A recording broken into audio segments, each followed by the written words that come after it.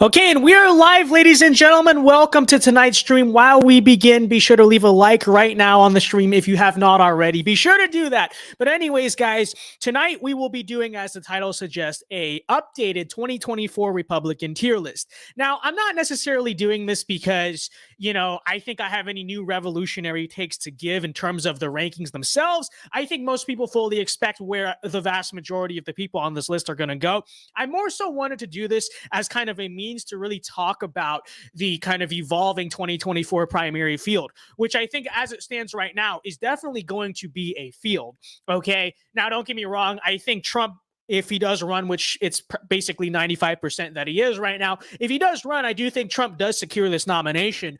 But with that said, I don't think it's going to be, I don't think it'll be as hard as 2016 necessarily. I don't necessarily, though, think it'll be 2020 levels where, none of his challengers get more than like 3% of the vote or whatever, right? There's definitely going to be a little bit more competition this time in the primary field. I think so long as disaster doesn't strike the Trump campaign, it'll be okay. But with that said, when you simultaneously look around at like what the party is doing, which people within the GOP and the conservative institutions and conservative media are coalescing around certain candidates, it really does, I would say, highlight a very interesting, you could almost say a culture war for the soul of the GOP.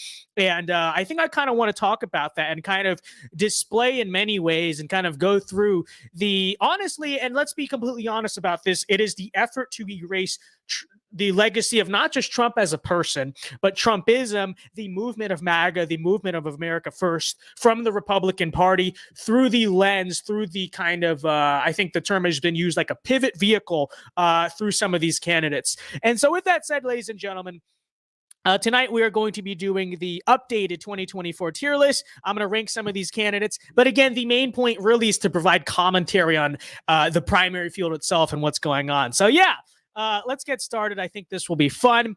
People in chat are mixing around the names, which is pretty funny, admittedly. But yeah, okay. Now, I will say I made this list myself. It didn't really go in the order I wanted it to, so we're not going to go in this order. We're going to go in my order because the way I wanted to do this. And the first candidate, of course, we will start with, just to establish ourselves, is, of course, Donald Trump. I don't think this is a surprise to anyone. Of course, Trump is the S tier. I vocally said that Trump is my preferred candidate. Okay. Now, I will say that I think when you look at Trump recently, obviously you have kind of the pros and cons of him. I think Trump rhetorically recently has gotten a lot better. 2021, I can understand why some people were sort of blackpilled on him, sort of like, I don't know if he still got it. I think 2022, for the most part, most of the messaging has been very good. I would say overall, I mean, there are certain things I don't like. Wasn't a fan of the Mo Brooks stuff and whatnot. Overall, I would say the endorsements we kind of got out of Trump this year have been fairly solid, right? At least compared to what we're used to, right? It's getting better. But I think the main thing you have to take into account is, and we'll talk about this when we talk about Ron DeSantis too, is the type of people and the type of advisors that you really see Trump surrounding himself with, especially someone like Trump, who himself is not the most ideological guy. I know he's president for 4 years, but still in many ways not the most seasoned career politician. It's very important, of course, who Trump surrounds himself with, as we could tell from the first Trump presidency. One of the biggest downfalls, of course, was surrounding himself, right, with the wrong people. Now, I think you kind of look at where we are right now. Jared Kushner, I've not seen that guy around in forever, it seems like. Okay, that guy seems to have somewhat been repudiated, pushed out of Trump's inner circle. But I don't know if you guys saw, I did a short on it, obviously. You look at who Trump was with at the LIV golf tournament yesterday, and literally, here he is hanging out with his son, obviously, Donald Trump Jr., which is like, yeah, it's his son, we expect that. But notably, right around Trump is who? Number one is Marjorie Taylor Greene, okay, who obviously Trump is friendly with, but we haven't really seen around him for a while. Well, there's confirmation. She is within his inner circle. But the other person who honestly I was a little bit surprised by, because kind of as his role as a media figure, in many ways he's kind of stayed distant from Trump for a while and tried to be kind of more like, oh, I'm loyal to Trump's ideas more so than Trump the person. Well, guess who was right next to Trump, laughing it up with Trump, talking with Trump? It wasn't Sean Hannity. Right? It wasn't Sean Hannity. It wasn't Mark Levin. It wasn't the people from Fox and Friends. It was Tucker Carlson. Okay. So like that honestly should be like one of the biggest white pills I think you've ever seen. I don't know what it's indicative of on a larger scale, but it does seem to me, I mean, if he's hanging around here with Tucker and Marjorie, I think that should be something of a sign that he is kind of updating his inner circle. And I think you could argue in many ways, I mean, Trump's not stupid. He really does see what's happening around him, right? Because in 2021, you might have said, well, I wish, obviously, he was facing impeachment and all this other stuff, but maybe a criticism of Trump we have last year is that, well, I think Trump is still being too friendly to the Republican establishment. I think in many ways, though, you see a lot of the GOP now is starting to show their true colors, right? You have people on Fox News, you have several Republicans at least coming, they're distancing themselves from Trump. They don't talk much about Trump anymore. And furthermore, they seem to be coalescing around other Republican candidates for this field, right?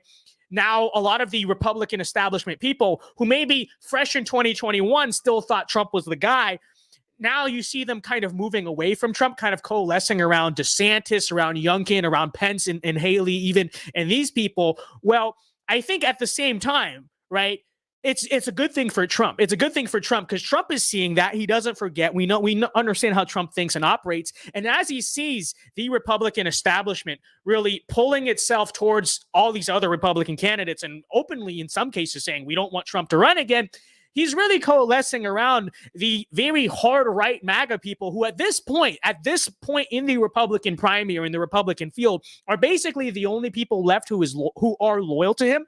That is very good. And I think it should be seen as a very good, a very optimistic thing that, you know, here he is with Tucker and Marjorie and surrounding himself with people like that. I don't think Trump has been on Fox in a while. Well, reportedly, now I don't know this for certain. It could just be a coincidence, but I have heard Trump has not been on Fox in, I believe, 100 days. I have heard, I will say I've heard, I don't know if this is true, it just could be coincidence or whatever. I have heard reportedly Fox has banned him from the network, okay, which is very interesting. So he used to go on Fox and Friends a lot, not there anymore. Even Hannity hasn't had him on, but who is the one Fox host, right? Now you see who's like really there when it matters, really willing to counter signal Fox when it counts. Who is the guy who's there when it counts? It's Tucker Carlson, which is big to see, very wonderful to see. And so, of course, we've talked about this before, but ultimately, I think my hope from Trump as a candidate, obviously, is that, you know, he goes scorched earth, right? He goes scorched earth. He really remembers, exacts revenge on the Republican establishment. Hopefully, he ends the careers of a lot of Republicans while he's president, you know, really goes in and also, to an extent, really takes, I think, the drastic matters that are necessary to steer this country back in the right direction, which you've seen him signaling at a little bit. I know in his speech at the America First Policy Institute, I believe it was last week, here he was openly talking about using the National Guard. So basically, I don't know if you guys saw this article from Vanity Fair talking about how it's like, oh, Trump promises he'll govern like a dictator the second term. Okay, that's how they framed it. Okay, I'm not saying anything, but he does go out here, right? He does go out here and basically says that we need to use the National Guard to, you know, basically restore law and order to American cities, and just outright says it shouldn't matter what these governors or mayors think of it. The federal government needs to step in and restore order to the streets. Now, you may say, where was that in the summer of 2020? Should have done that. I agree, should have done that, but at least he's saying that now. What other Republican do you hear saying that? Okay, so hopefully, you know, this is something he gets a hold of. We'd hope that he manages to hopefully, it's going to be hard, but hopefully tries to get a hold of inflation in the economy. You know what I mean? Honestly, if you ask me, I think a lot of these shortages and problems are largely manufactured for reasons we could talk about. It's not going to be easy to fix. I think it's fixable. But, you know, I think Trump is really the only guy with the kind of a potential, at least, to have the drastic scorched earth, take no crap from anyone attitude that is necessary, number one, to purge at least the majority of the political establishment, really go after the deep state. By the way, he also talked about, in that speech, he talked about just purging the deep state of the bureaucrats and, you know, the administrative state and all that, the national security state. talked about also purging that too. And it's like, really, Trump is the only potential guy I think has the potential to do this. And at the same time, you want to talk about kind of the state of decay the country's in. I think you need someone who is aggressive. You need someone like Trump. So there's kind of the selfish aspect of it. We want him to purge the political establishment and all that. But I also think when you look at the problems that the country faces, economic, political, social, cultural, obviously domestic with crime and whatnot, you know what I mean? I think it's very obvious. So, we've talked about it many times. We understand, right? Dark MAGA. Yes, we've talked about this many times. That's obviously. It's obviously Trump. Okay, next candidate. Who should we do as the next? Well, I think the second candidate, perhaps, I don't know. Should we do DeSantis now? Or should we wait, kind of stratify the order? We'll do DeSantis now. Okay, we'll do DeSantis now. And Ron DeSantis, for me, right now, I would say is somewhere around the A- to B+ tier. Okay. I'm not sure, really at the moment, whether I'd say he's A- or B+.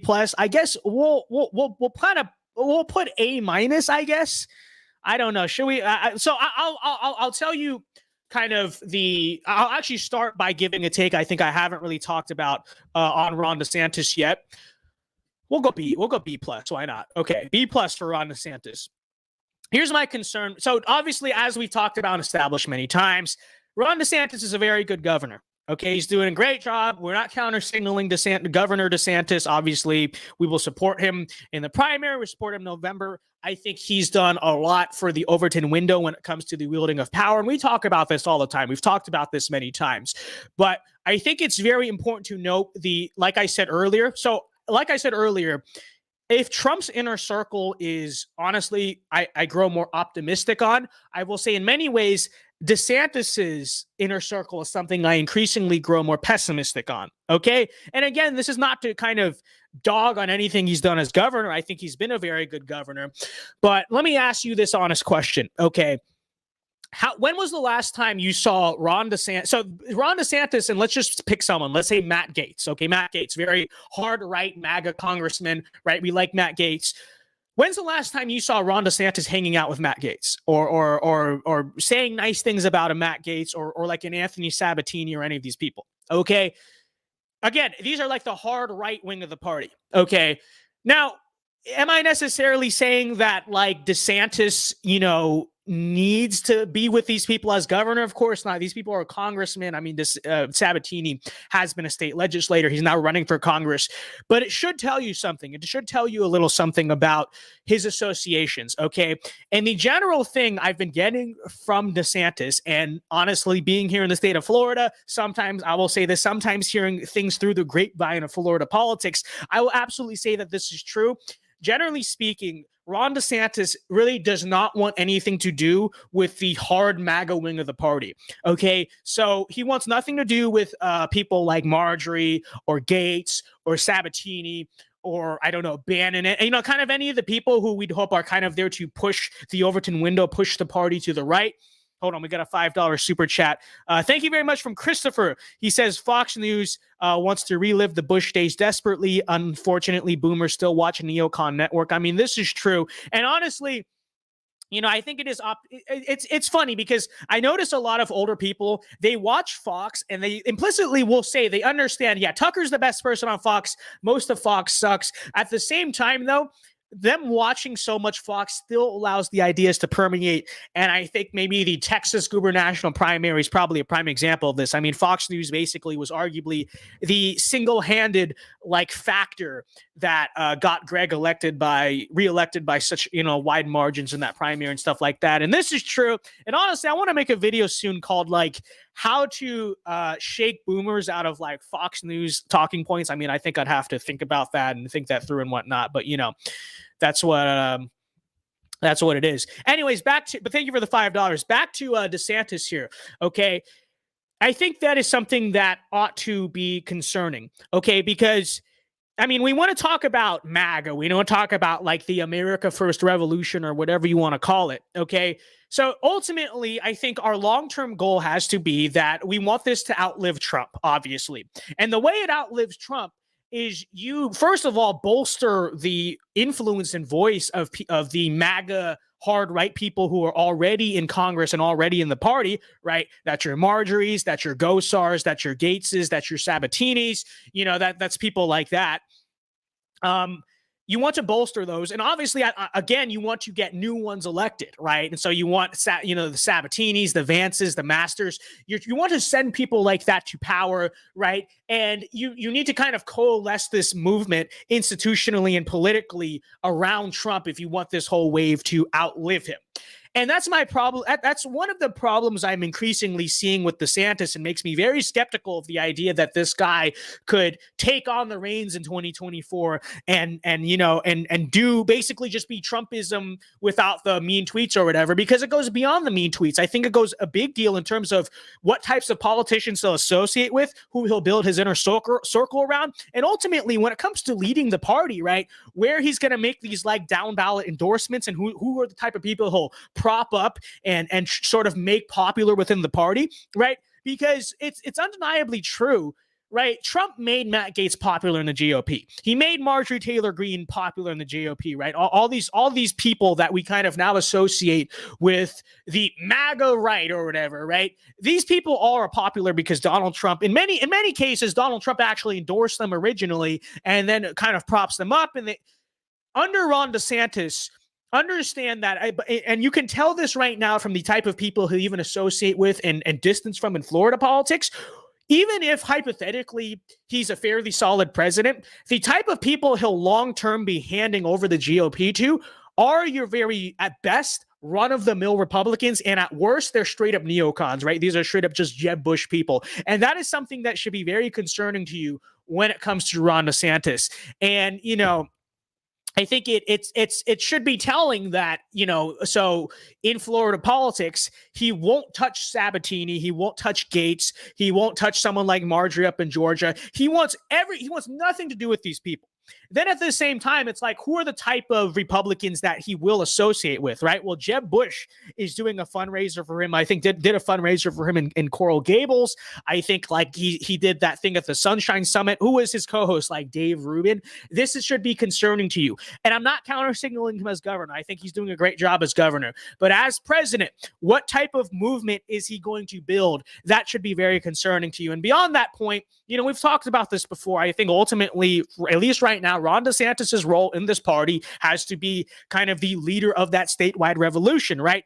Kind of the person who ultimately, hopefully, we see pushes people like Carrie Lake and Mastriano and all these people to kind of build this model of an effective conservative state long-term speaking. But yeah, ultimately, I think when it comes to DeSantis, this is a question we have to be asking ourselves, and this is something that should make you very skeptical. Is that inner circle? Is that kind of question of what type of party is he ultimately going to build? Okay. And this, the live chat, you guys are being funny, but I can't even focus. I'm just looking at these stupid. I shouldn't have said that. Now they're just going to be doing it more. This is true. Forget what I said. I didn't say anything. Okay. So that's why for me right now, DeSantis is about a B+ tier. Now on the question of will these two go head to head, I remain convinced that the answer is no. I will say at the same time though, it's very interesting. Again, this is more like grapevine stuff I've heard through Florida politics. I don't know how true it is. I will admit that some of the people who have told me these things tend to be a little bit hyperbolic. Like, yes, they do have some degree of insider info. They're also very hyperbolic and kind of like just spurgy when it comes to this stuff. So I don't know how credible it is. What I have heard, though, from some people is that reportedly the idea of DeSantis taking on Trump directly is a lot more is gaining a lot more traction, at least within DeSantis's head and DeSantis's camp, than many people give it credit for. Again, I don't know how true that is. Don't take that from me. I've heard that from, again, people who I know have more info than me, but I don't entirely trust their judgment at the same time. So it's kind of a mixed bag there. So we'll have to see what happens. But again, when it comes to DeSantis, very, very pressing thing you have to take a look at is kind of the type of people he will and will not associate with. I think that can tell you a lot, and that can kind of be a red flag when it comes to, this stuff. So, okay. All right. Okay, next person we will do. Let's go to some rhinos really quickly so we can kind of get this out of the way. All right, next up, let's do let's do Mike Pence. Why not? And honestly, I don't think I added enough tiers here. So let's definitely add an F tier if we can do that, if that's possible. Let me see. Yes, add a row below. We definitely want an F tier. We'll make it gray or something. Oh, shoot. Oop, my bad. I meant to do this one. Okay. We'll add an F tier here. And I definitely think, obviously, someone like a Mike Pence goes there. I don't think there's much that needs to be said here. At all whatsoever. I don't think Mike Pence will get much traction. But again, I think we do need to have this discussion. It's very telling to you who is associating with Mike Pence, who's kind of making the push for Mike Pence right now. Okay. And the primary driving factor I have noticed are kind of two sources. Number one is the National Review, who admittedly, they're not just behind Pence, they're more so anti-Trump. But number two, of course, is YAF, is the Young America's Foundation. If you're not really familiar with what YAF is, they're kind of like the original Turning Point. They're honestly the far more neocon, more establishment version of Turning Point. They basically just shill for Ronald Reagan and William Buckley constantly. They're very anti-Trump. And yeah, they've basically been doing this like campus speaking tour with Mike Pence or whatever. Which is very, it's very disrespectful too, because I know a lot of kids in YAF chapters and whatnot who, they're more, it's demoralizing really, because a lot of these kids will just start these chapters because they just want to start a conservative club on campus. And a lot of them don't like Mike Pence. They don't like what's going on. They're Trump supporters, but they're kind of stuck hosting Mike Pence because National HQ was like, oh, let's de facto through C3 means de facto campaign for our preferred 2024 candidate. And it's cringe and it's stupid. But yeah, Mike Pence, I don't think he'll go far in the primary at all. I'm sure if he ran, he probably get. And by the way, I think it's looking very plausible right now. I honestly do think that Mike Pence is going to run. It's either going to be Pence or Haley. I think they're going to kind of make an executive decision there. Maybe they'll both enter the race, see who gets more traction. One will drop out, endorse the other. But I definitely think Pence is gearing up seriously to at least try to make a run. I think the YAF speaking tour is kind of a big example of that. And also, you take a look at the fact he's literally like campaigning against Trump endorsements across the country, right? And so in Georgia, he campaigned against David Perdue. He campaigned for Brian Kemp. And then obviously, as you see in Arizona, he campaigned. By the way, big race tomorrow, but he's campaigning against Carrie Lake in favor of Karen Taylor Robinson, or Robson, I should say, which does tell you a lot about both of those people. But, there you go. Christopher sends $5. Thank you very much. He says, honestly, I'm glad Pence and Trump broke it off. If Trump is still president, Pence would be pushed as a nominee. He would basically be H.W. Bush. And this is so true. This is so true.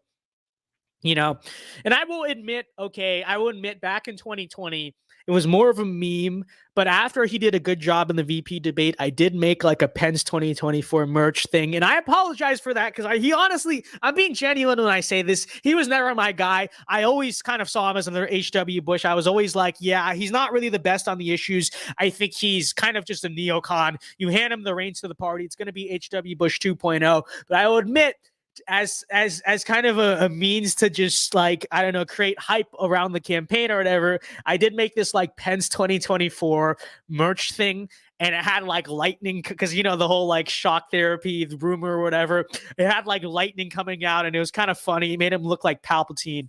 I admit that, but I will say, though, at the same time, this is something I have always recognized, but it is true, right?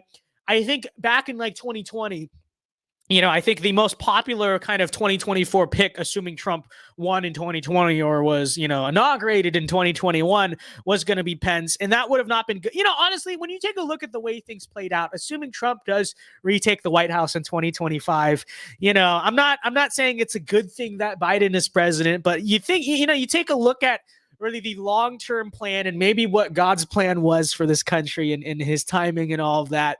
Maybe that little delayed gratification for a second-term Trump might have worked out best for us, is all I'm saying, and this is true. So, but yeah, Pence, again, Totally uninteresting. People say Pence is not as bad as people make him sound. No, I would honestly say that when you take a look at what he's doing right now, it's like people will say, oh, Trump just threw him under the bus because of the electors thing. Well, now is the time for Pence to show his true colors. And who is he associating with? He's associating with the AF. He is campaigning for, he campaigned in defense of Brian Kemp. Is now campaigning in defense of Karen Taylor Robson, who is running against Carrie Lake and is just awful and is just literally surrounded by the worst people in politics. It's like the fact that Pence right now is cozying up to the worst people in all of Republican politics. And then even like pre-2016, what was he? He was a compromise thing. It was a compromise thing because Trump wanted to like make some grounds with the evangelicals and kind of like the evangelical Republican establishment. I think it's pretty clear when you really take a look at this. Yeah, Pence really is that bad. Okay. And it's not, it's honestly, yes, obviously the big betrayal moment or whatever happened, back in 2021. But you really look at him as a political figure, I think it goes much bigger than just that. Okay. And I think right now you're seeing his true colors and they're not good. They're not good at all. So, okay. It's Robeson. Okay. Well, I don't know. I don't bother to say the lady's name, right? Okay. She's irrelevant. She's going to lose. I don't support her. And honestly, I haven't even heard her name spoken. I've only seen, okay, Robeson. I'm sorry. My bad there. Okay. All right. So next person we will do, I guess we'll do Glenn Youngkin. And I think this is another interesting one. I think Youngkin is something of like a sleeper person who people aren't really talking about, right? People aren't really talking a lot about Youngkin making a play for it in 2024. I do have to say, I think the possibility of Youngkin going for it, though, is kind of strong, right? Again, kind of an underdog, kind of a dark horse, not really like making a big, scene out of that right now. But I do think it's interesting. I think you can kind of see him behind the scenes somewhat building his coffers, and especially if DeSantis doesn't want to get in the race against Trump for optical reasons and political reasons, campaign reasons. I think that Youngkin is definitely someone who you might see try to hop in that race as kind of the alternative to DeSantis that isn't Trump. Okay. So I will say about Youngkin, I would say Youngkin is about a C minus. Okay, I'll put Youngkin about C minus. I don't think he's all the way down an F tier necessarily as a candidate overall, but I think in many ways Youngkin is just completely unproven. And because the argument around Youngkin is always this: it's like, well, he's in Virginia, so yeah, he's gonna do cringe things. He's not gonna be the most like radical right candidate, but it's like Virginia, like give what you can take. And that's like, okay, sure, I guess I understand that. I'm not against him being governor of Virginia. I think it's a good thing. He is governor of Virginia. He's done things I don't like. He's done things I do like. But the idea that like, because like I guess the theory around Youngkin that these people would push is like, well, as president, and when he's running for president, he's going to be more conservative than he was as governor. And to me, it's like, well, who's to guarantee that actually happens? Who's to guarantee? Who's to say that's going to happen at all? You know what I mean? Because look, I understand why Youngkin would not and still really does not associate with Trump. And I think it's smart politics for him to do at the state level. But and I understand why he is this moderate. I understand why he kind of is a fence sitter on a lot of issues. And by the way, I think comparatively speaking for Virginia on most issues, again, the pride thing, I was very critical of whatnot. On most issues, I think he's relatively more aggressive than at least you might expect for some Republican governor in Virginia. But again, I'm going to keep coming back to this point. Who's to guarantee he actually is like more conservative as president? And, as like 3 years of being this relatively lukewarm, again, I understand why, but relatively lukewarm, moderate Republican in the state of Virginia, how on any place on the planet does that qualify him to be, a Republican president to run for federal office? I think that concept is just absolutely ridiculous. You know what I mean? And I don't trust Youngkin to drop this because he's a very suburban Republican. I understand that. He has to win Nova. That's what he had to do to get elected. I don't really trust that Youngkin will ever drop that, though. You know what I mean? And I think, especially if he's going to be trying to run against Trump in this primary, it's like, who's he going to present himself as? He's going to present himself as the kind of Virginia. Oh, I'm more eluctable. I'm the suburban Republican. Trump is too radical. It's like, I think you're already setting a bad precedent. right? In terms of how Youngkin would be as president, because I think it's, there's no way on earth that Youngkin runs to the right of Trump, right? DeSantis might be able to try to make that appeal if he ran against Trump, because he could say, well, I haven't made these types of like bad mistakes that Trump has or whatever. Again, I'm not saying it would work. I'm just saying you could see DeSantis try to take that angle. Youngkin could never take that angle. Youngkin would immediately have to enter this race to the left of Trump, saying Trump is too radical or he has too much baggage. I'm the one who's electable. I won Virginia. It means I can win the rest of this country. And it's like, considering that's the kind of campaign angle Youngkin would immediately have to take in a primary against Trump, immediately you really have to be of the position that is like, oh shoot, this is not going to be good news, right? That's a very bad precedent you're already setting, and it wouldn't be good at, in terms of the type of image he formed as a candidate.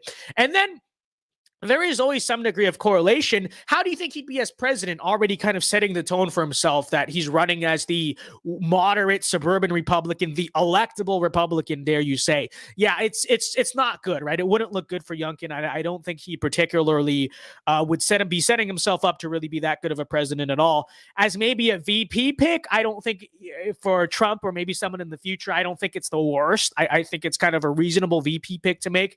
But don't get me wrong, I don't trust this guy with the presidency as far as I can throw him, which is not that far because he's a big guy and he'd be fairly hard to throw, which is true. So, Luis Jr. says, but Vince, he is the only one who would make Vermont a red state. Trust me, dude. I know this is like the argument of election Twitter. It's like, well, but he won Virginia, so this, that. It's like he won Virginia in an off-year race running a localized campaign, okay? The truth is, yes, maybe he would do better margins in some of these like blue states that you're never going to flip. But, when you look at a state like, Michigan or Pennsylvania or, Ohio is pretty safe, but Wisconsin and stuff, it's not the case in every place in the country that, the way you kind of win is through like the suburban appeal. Okay. In the Midwest, especially, it really relies on like that kind of WWC turnout, right? White working class turnout, the rural parts, the middle American radicals. And quite frankly, Youngkin would probably largely flop with them. I mean, if we're to be totally honest there, at least wouldn't get the turnout he needs to kind of, I think, carry some of those states. So I think in many ways, Youngkin's electability is a little bit overhyped. Yeah, I think he'd do better than Trump and maybe a state like Georgia. You know what I mean? But, and obviously, yeah, like you said, a state like Virginia, which he's not going to win anyway. But, overall, I think people misestimate or miscalculate, I guess you could say, how his sort of advantages would translate to the national level. You could make an argument, I don't know if it's true, you could make an argument DeSantis is somewhere in the middle where he can balance the rural turnout he needs and the suburban turnout he needs. I'm not saying that's true. I'm just saying I could understand where people are coming from there. But, Youngkin is a totally suburban candidate, like 100%. Like, he's just, and even if he managed to do it in Virginia, I don't think nationwide he'll do it in the rural areas in the right states you need. So, again, a little bit overrated, I think, as the presidential candidate, even from the electability place. So this is true. So yeah. Okay. All right. Next candidate we have is Nikki Haley. All right. Again, we're going out of order here because I want to go out of order. I don't know. Nikki Haley. I feel like I did this the first time we did a tier list. I feel like we have to do it again. I feel like she needs her own tier list, and this is true. Okay, this is true. I think Nikki Haley particularly. Oh, my bad. I've already did that. Hold on. Oops. Okay. I think Nikki Haley really needs her own tier list. I will call this tier list like I did the first time, honoring the tradition here.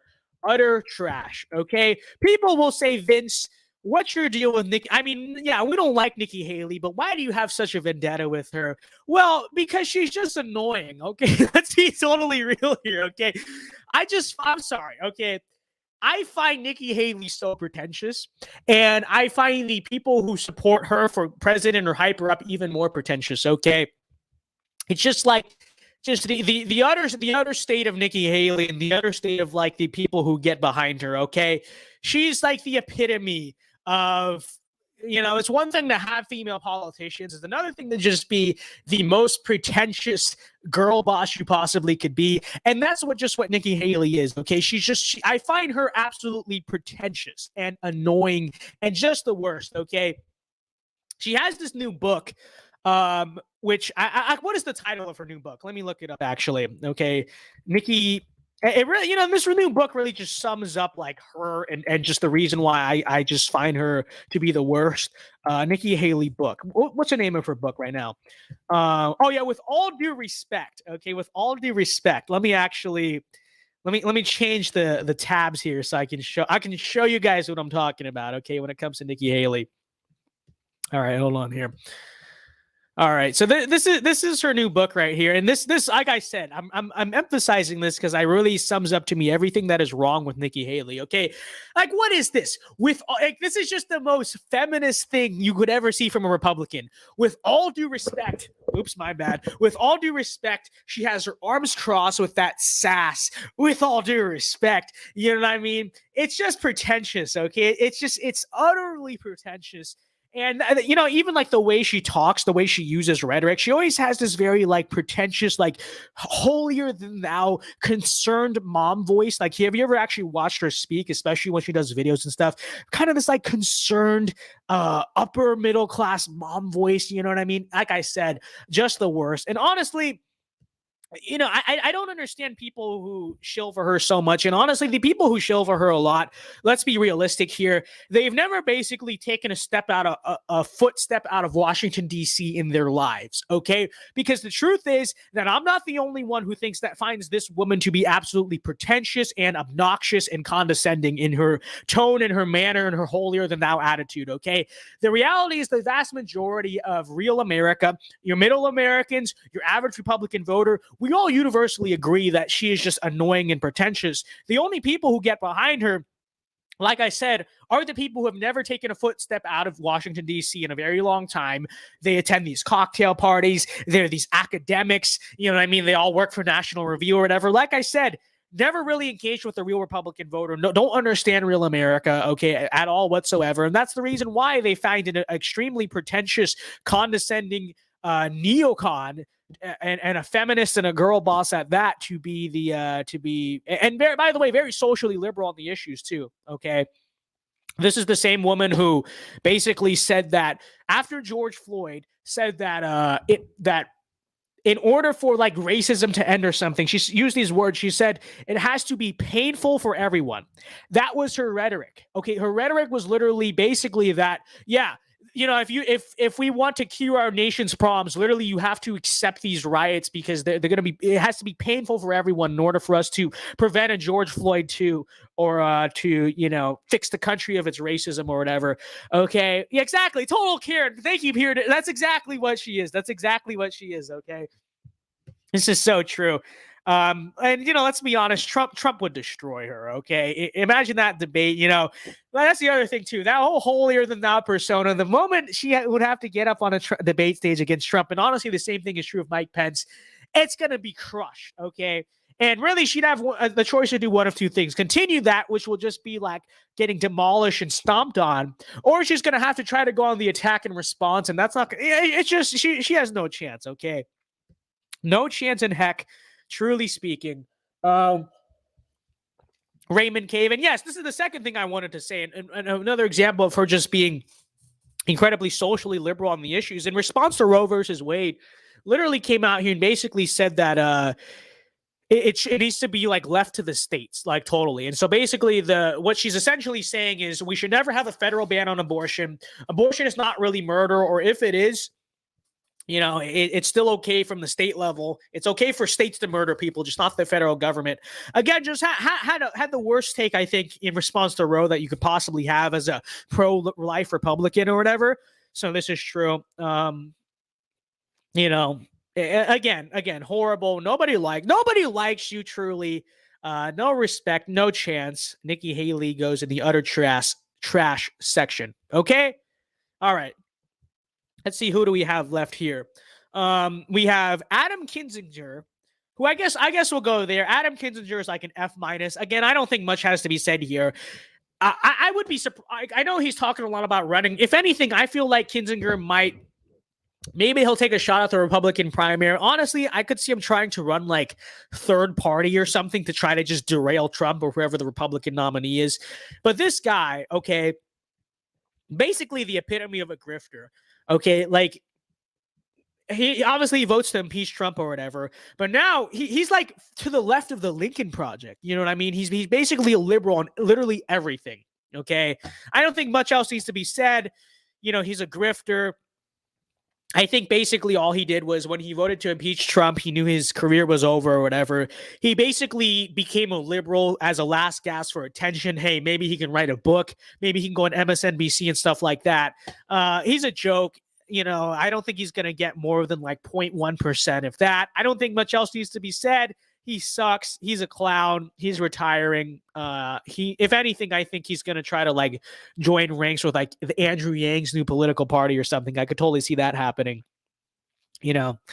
And it's funny, this guy has if you looked at Adam Kinzinger's Twitter bio recently, last I checked, he has a Ukraine flag in his name. Okay, so it's Adam Kinzinger, Ukraine flag. And then the Twitter banner says something like, country first, not party first. And I'm like, oh, the irony there. What country are you putting first, Adam? Okay, you literally have the flag of a foreign country in your bio, and your Twitter header says like country first. Yeah, what country are you putting first? This is true. This is true. Okay. He could work at CNN. I think that's probably what's going to happen realistically. He's going to work at some, libtard outlet. I think we could definitely see this happening. Kinzinger is worse than Haley. I'm well aware of that, but to honor the tradition, we have to put Nikki Haley in her own tier, because the truth of the matter is I find her more pretentious than everyone else on this list. Okay, that's just the truth. That's just me. Yes, that is just me. That is my subjective opinion. That is my just not being able to stand her. But that is my admittedly political vendetta against Nikki Haley. But this is true. I honestly find her more annoying than Liz Cheney, Larry Hogan, and Adam Kinzinger. Okay, this is true. So it really has to be the tradition here. We always put Nikki Haley at the very bottom. Okay, that's just what we do. All right. Okay.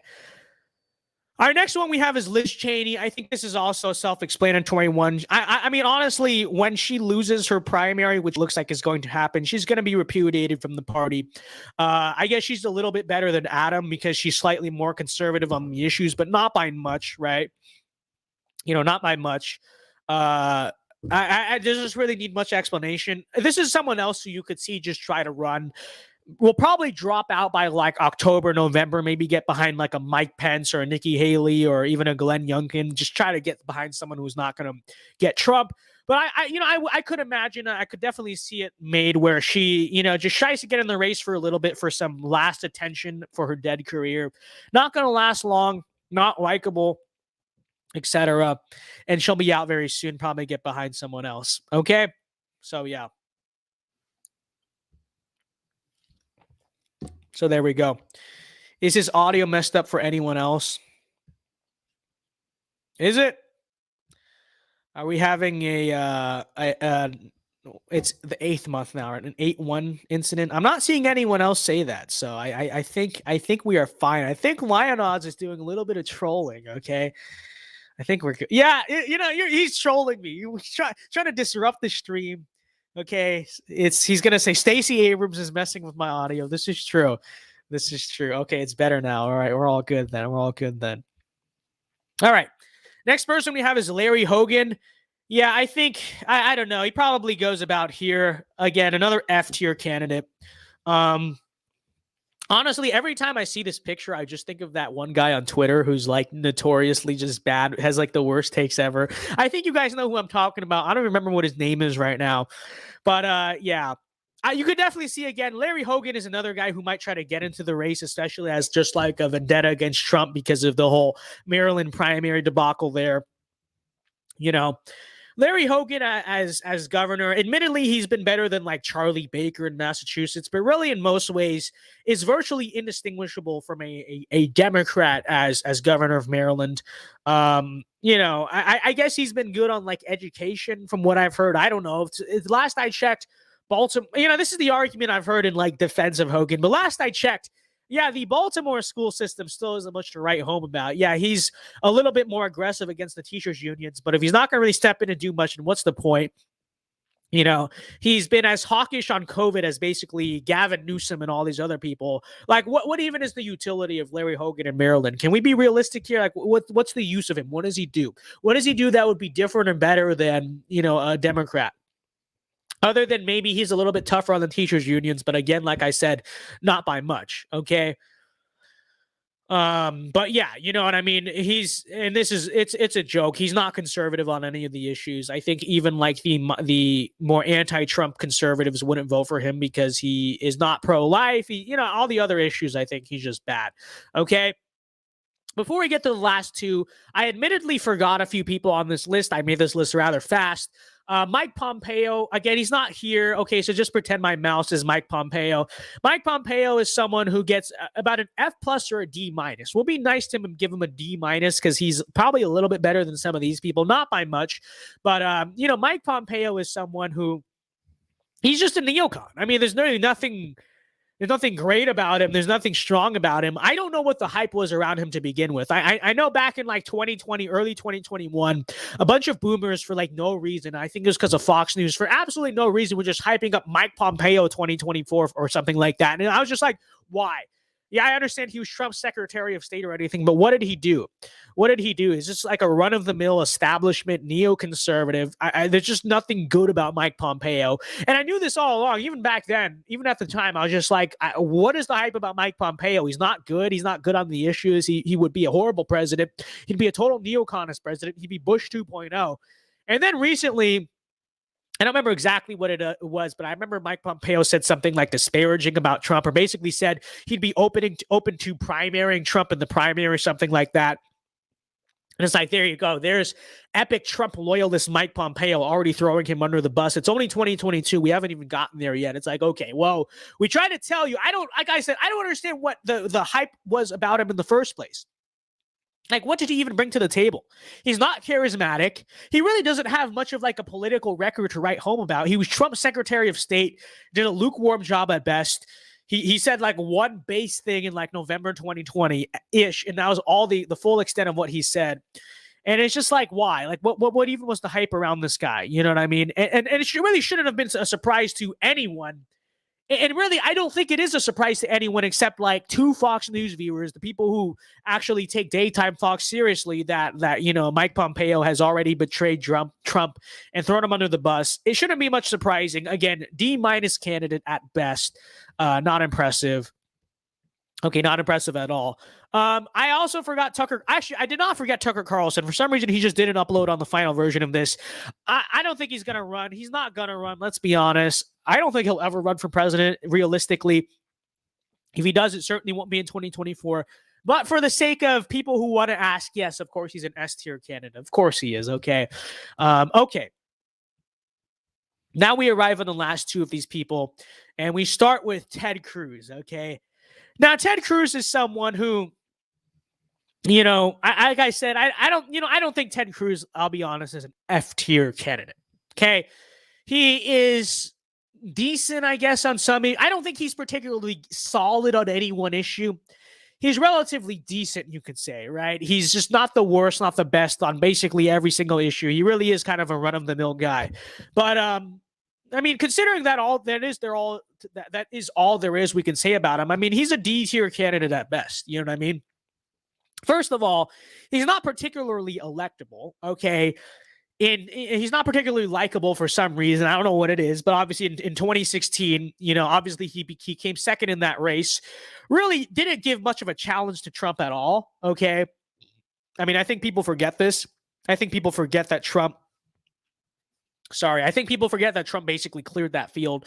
And then look at 2018. I mean, don't get me wrong, it was a blue wave year, but that election should not have been that close. And don't get me wrong, Beto ran a good campaign at the time. It should have never been that close, though. Like, we know this, okay? And Ted Cruz could have ran a much stronger campaign. Yes, he grew the beard or whatever.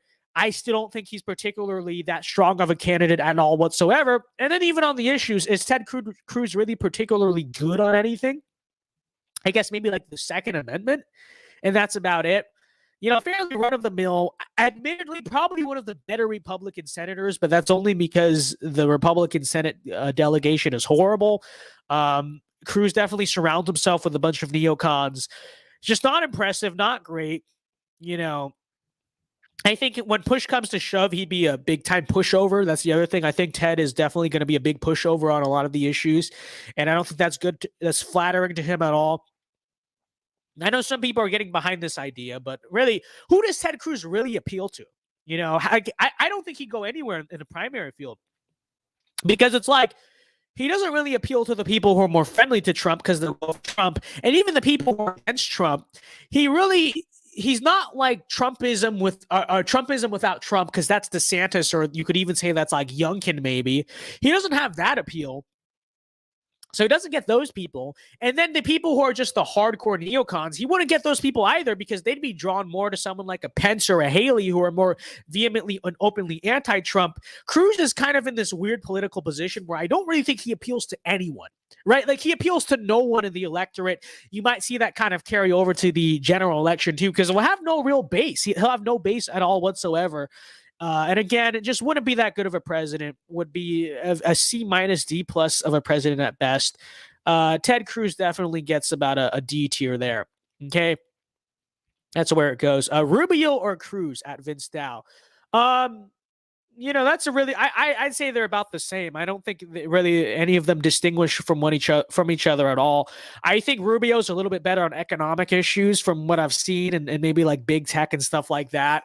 At least from what I don't know. I don't really even know a lot about Rubio, but then at the same time, I think Rubio has probably less of a backbone, you could say, than Cruz does.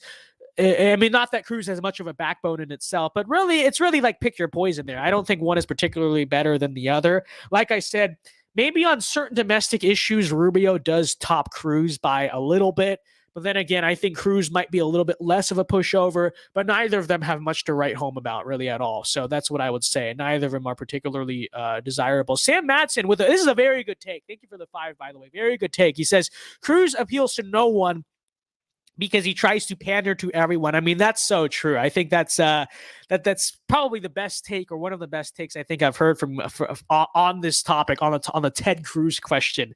And this is very true. This is very true. He has, like I said too, very pushover, very like, and Rubio, you could say, is the same way, right? They don't really stand firm for anything, and because of that, they get, what happens when you sit on a fence, or you fence ride too much? You get impaled by the fence. Okay, that's what happens, and that's kind of what you would see out of a Cruz in a primary. Okay, Tim Scott. Lastly, it would be generous to give him a D minus tier. Honestly, I think he should get an F plus, if we're being realistic. I don't know. What do you guys think? I mean, I'll be honest. I think, largely speaking, he's a total F plus. Okay, there's absolutely nothing impressive about Tim Scott. And to be totally realistic, the only people who support Tim Scott do so because it's like, oh, we totally own the libs if we had like a black Republican. And even if you wanted to do that, you have better black Republicans out there, okay? Mark Robinson is a Chad. Mark Robinson is epic. Literally my African-American. Literally one of the greatest Republicans in this country. And there's a lot of other good ones, okay? Like Walt Blackman over in Arizona. Funny name, by the way. But seriously, Walt Blackman in Arizona, he's a king. He's a Chad. You know what I mean? But what Tim Scott ultimately is, I think to explain the political legacy of Tim Scott, he kind of like attached himself to the Blexit wave, the whole 2020. Well, Trump has the best economy for black people ever. Trump did criminal justice reform, right? He was kind of a way to, he kind of had that way to kind of wedge or separate himself from maybe like a Mitch McConnell or whatever, because he was able to attach himself to that aspect, kind of like the black identitarian aspect of the MAGA wave. But then you look at, I mean, this guy's best buddies with Lindsey Graham. He's a South Carolina Republican. And when you look at his record, he has nothing to write home about. The most impressive thing he's ever done are like tax cuts, which are like, okay, but what else has he done? You know what I mean? That's really the only political legacy outside of what we're about to talk about that he has, is like, oh, he's written a bunch of like tax cut bills or something like that, you know? And again, a total pushover, totally establishment on every other issue. I think we understand this. He's a total establishment Republican. That's all he is. He is in political lockstep with Lindsey Graham. Okay, he's best buds with him. He's again, what is he? A South Carolina Republican. He comes from the same stock as Lindsey Graham and Nikki Haley. And you see that in his voting record. You see that by the fact that he really doesn't do anything impressive. But what is the appeal of Tim Scott? Oh, he's black. He beats the identity politics card. Oh, look how much the libtard heads would roll if we ran a black Republican for president or whatever, right? But then it's like, you look at what arguably you could say Tim Scott is worse than some of these South Carolina Republicans, because the way he wedges himself is by making this diluted effort to appeal to the black vote by taking socially liberal stands on issues. Okay. So Tim Scott was known for two things in 2020. He was known for really being kind of the chief proponent behind Trump's criminal justice reform bill and Trump's police reform bill. Okay, so what he did was he compromised with the left, and his big claim to fame as a black Republican is compromise with the left on social issues to make a false appeal to BLM or whatever. Okay, and when you take a look at the state of the streets today, in retrospect, how horrible was that? Number one, for Trump to pursue that, but number two, for Tim Scott to be the chief pushing force behind that. Because look at the streets today. You're really going to look me in the eye and tell me that back in 2020, the issue that Republicans should have been jumping on is, let's let more criminals out of jail. Let's become more liberal. Let's compromise with BLM on police reform. Well, how's that working out for you? I'm not necessarily blaming all of the crime you're seeing in the country right now on the First Step Act or on the police reform bill. Again, I don't really think that's accurate or fair to say about those things. But you mean to tell me that in retrospect, looking at it now, it's even a brag, it's even like a flex that, we compromised with the libtards on criminal justice reform, or when we did the same thing on police reform. Chicago is a nightmare. LA is a nightmare. New York City is a nightmare. Virtually every major American city is a dystopian nightmare, full of crime, full of mass looting right now, still full of smash and grab, full of murders, record skyrocketing crime rates. And Tim Scott's big appeal is that he compromised with the left on this stuff. It's like, no, I mean, that's just ridiculous. And the idea that people, let's see, Sam Madsen sent me $5. Thank you for the $5. He says, I'd be a proud participant in Tim Scott losing my state by 10 points. So true. So true. Nobody likes Tim Scott, okay? Noah Boyd for the 10. Thank you very much for the 10. He says, if Tucker is VP in 24, he will give us a clear future for Trumpism. Other than Tucker, there are no potential Trump replacements to write home about. This is so true. Thank you for the 10. But let's be honest. Is Tucker really going to be Trump's VP? I seriously doubt that's a role he would accept. If you honestly ask me, at least for the next decade, I don't think Tucker's leaving the media at all. And if he were to leave, I don't think he'd do it to be Trump's VP of all things. But this is true. But I think, kind of the take that Red Eagle has given on this, and I think is accurate, and I think what Trump needs to do is basically choose someone as VP who's relatively a good optical thing. Like they'll make a certain appeal one way or the other, right? But like beyond that, is not particularly all that threatening to make a 2028 run. You know what I mean? So someone who's kind of weak or kind of no name in that regard. And, hopefully, because honestly, in 2028, I think my pick would be behind someone like maybe Doug Mastriano. I don't know. Kind of a sleeper pick. I don't know. Maybe if he ends up being the governor we hope he is. I don't know. Wouldn't Doug Mastriano be an epic president? I think he would be, but someone like that, right? And obviously, Mastriano won't be ready to be Trump's VP in 24 or whatever. So, honestly, I think that's what Trump has to do is pick a relatively weak VP that just kind of appeals to something, the Midwest or whatever, and kind of leave it at that. So we'll see on that front. But it's yeah, you know what I mean? And honestly, ask yourself this question to all of the boomers or whatever, which honestly, I don't think they watch this channel, okay? We love our boomers. I think we do have a lot of older viewers on this channel that get it, but there are many of them who it's let's elect Tim Scott because they won't call us racist. It's number one, yes, they still will. They'll call him Uncle Tom or whatever. They already do that. But really, what does it tell you? What does it tell you that, because if anything, if Tim Scott wanted to take a bold stand as this black Republican, what he should do? He should be on the hard right of social issues and be well, what are you going to say? What are you going to call me racist? I'm black, but I'm like Mark Robinson, I'm epic on the issues. But instead, instead of using that minority token status or whatever to be harder right, and because he can get away with it, let's be honest, that's kind of how it works. Instead, what does he do? He uses his token status to be further to the left and pander to the other side, and that's his political legacy. And you really mean to tell me you think that would be a good president? Okay, because as a senator where he doesn't even have to, he has no reason to do this. He's already caving to the left, already compromising, already being a total pushover. What do you think happens when the pressure is dialed up to 10 and 11 as president, when he has to make tough decisions, when the Democrats are down his throat, when the media is down his throat? Yeah, this guy's going to be awful. I mean, totally awful. Okay. And that's why I really put him in the F plus tier, because people might say, isn't that a little harsh for Tim Scott? No, I don't think it's harsh to put him at all next to a Mike Pence or a Liz Cheney or whatever in that F tier. He is an F tier guy. And I mean, it's never going to happen, but I think if he were to be the president, I'd be totally vindicated on that front. Okay. By the way, for this idea that like Tim Scott is like this big time Trump ally, what has he said about Donald Trump since November 2020? Has Tim Scott taken one stand in defense of Donald Trump at all? No, he's totally distanced from Trump. He's totally ran away from Donald Trump. And that should, and I know people don't talk about that. People don't notice because he just keeps his mouth shut. I am noticing. You should all be noticing too. Okay. This idea that he even all along was like some Trump ally is just as laughable as the concept that Lindsey Graham was ever a Trump ally. No, they were grifting, and they were grifting for their own ends, respectively. The reason Lindsey Graham was grifting off of Trump was to push more neoconservative tendencies into Trump. So whether that was on foreign policy or on justices or whatever, that's why he was attaching himself to the MAGA wave. And in that same respect, Tim Scott was always doing this for what purpose? To push, number one, the tax bill, which is like, okay, fine. It was a decent bill, but it's like, okay, there's nothing particularly impressive about him doing that. It doesn't make him stand out as a culture warrior or anything like that. But then number two, to push what?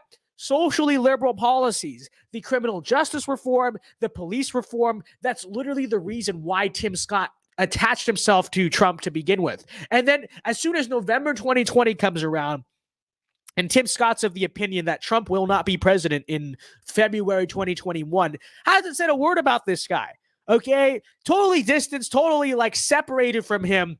You know what I mean? And for some reason, people, for some boneheaded reason, buy the idea that Tim Scott was ever on our side, much less still is on our side. No, he's in bed with Lindsey Graham. He's in bed with Mitch McConnell. He's the more like optical version of them at best. And even then, it's not much to write home about. Total joke. Again, F tier for Tim Scott. Okay, F tier from Tim Scott. So Lindsey Graham told Trump to hire John Bolton.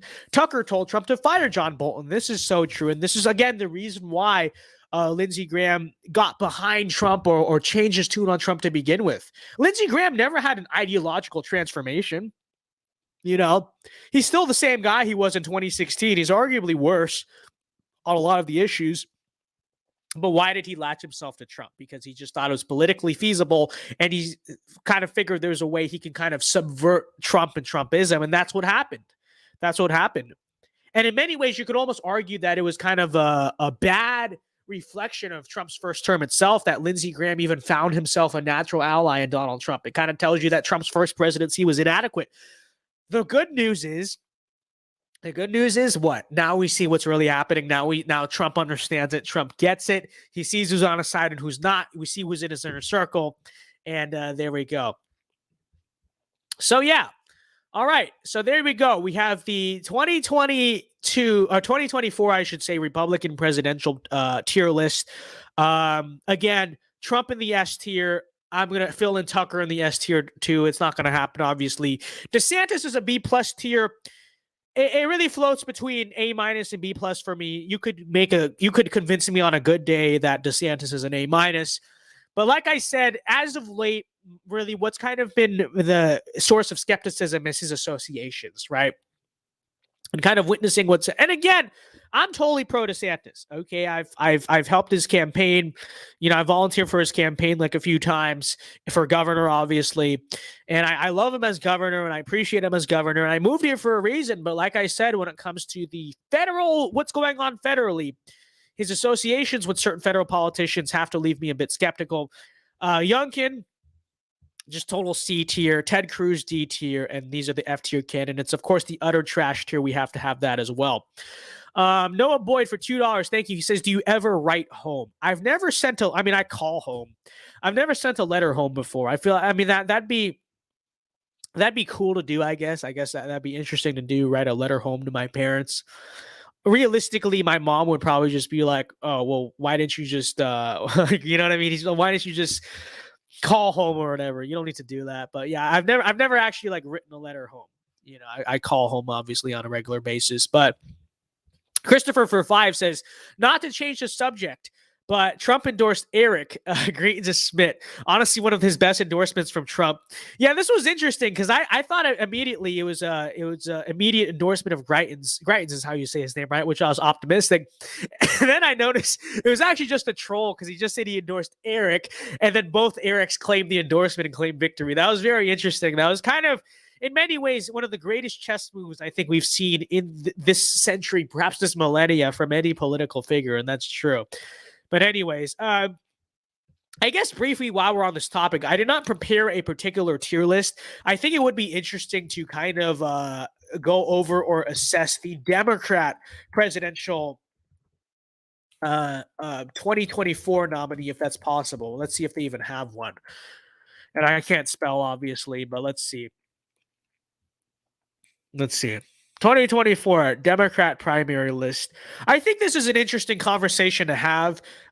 Just to kind of have the conversation of, will Biden run again, or if not, who's going to be the Democrat nominee, and who poses the greatest threat and kind of the weakest threat to you know, Trump, or hypothetically, let's say maybe another Republican nominee. Who knows?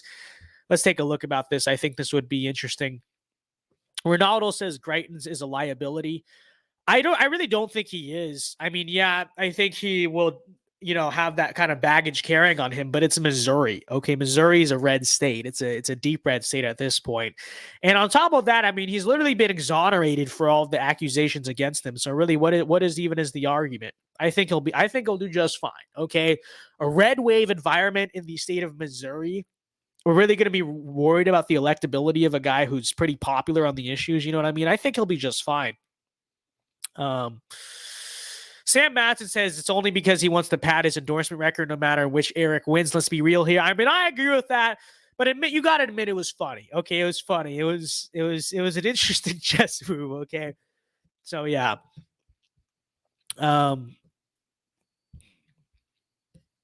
So here we go. But thank you for the 5.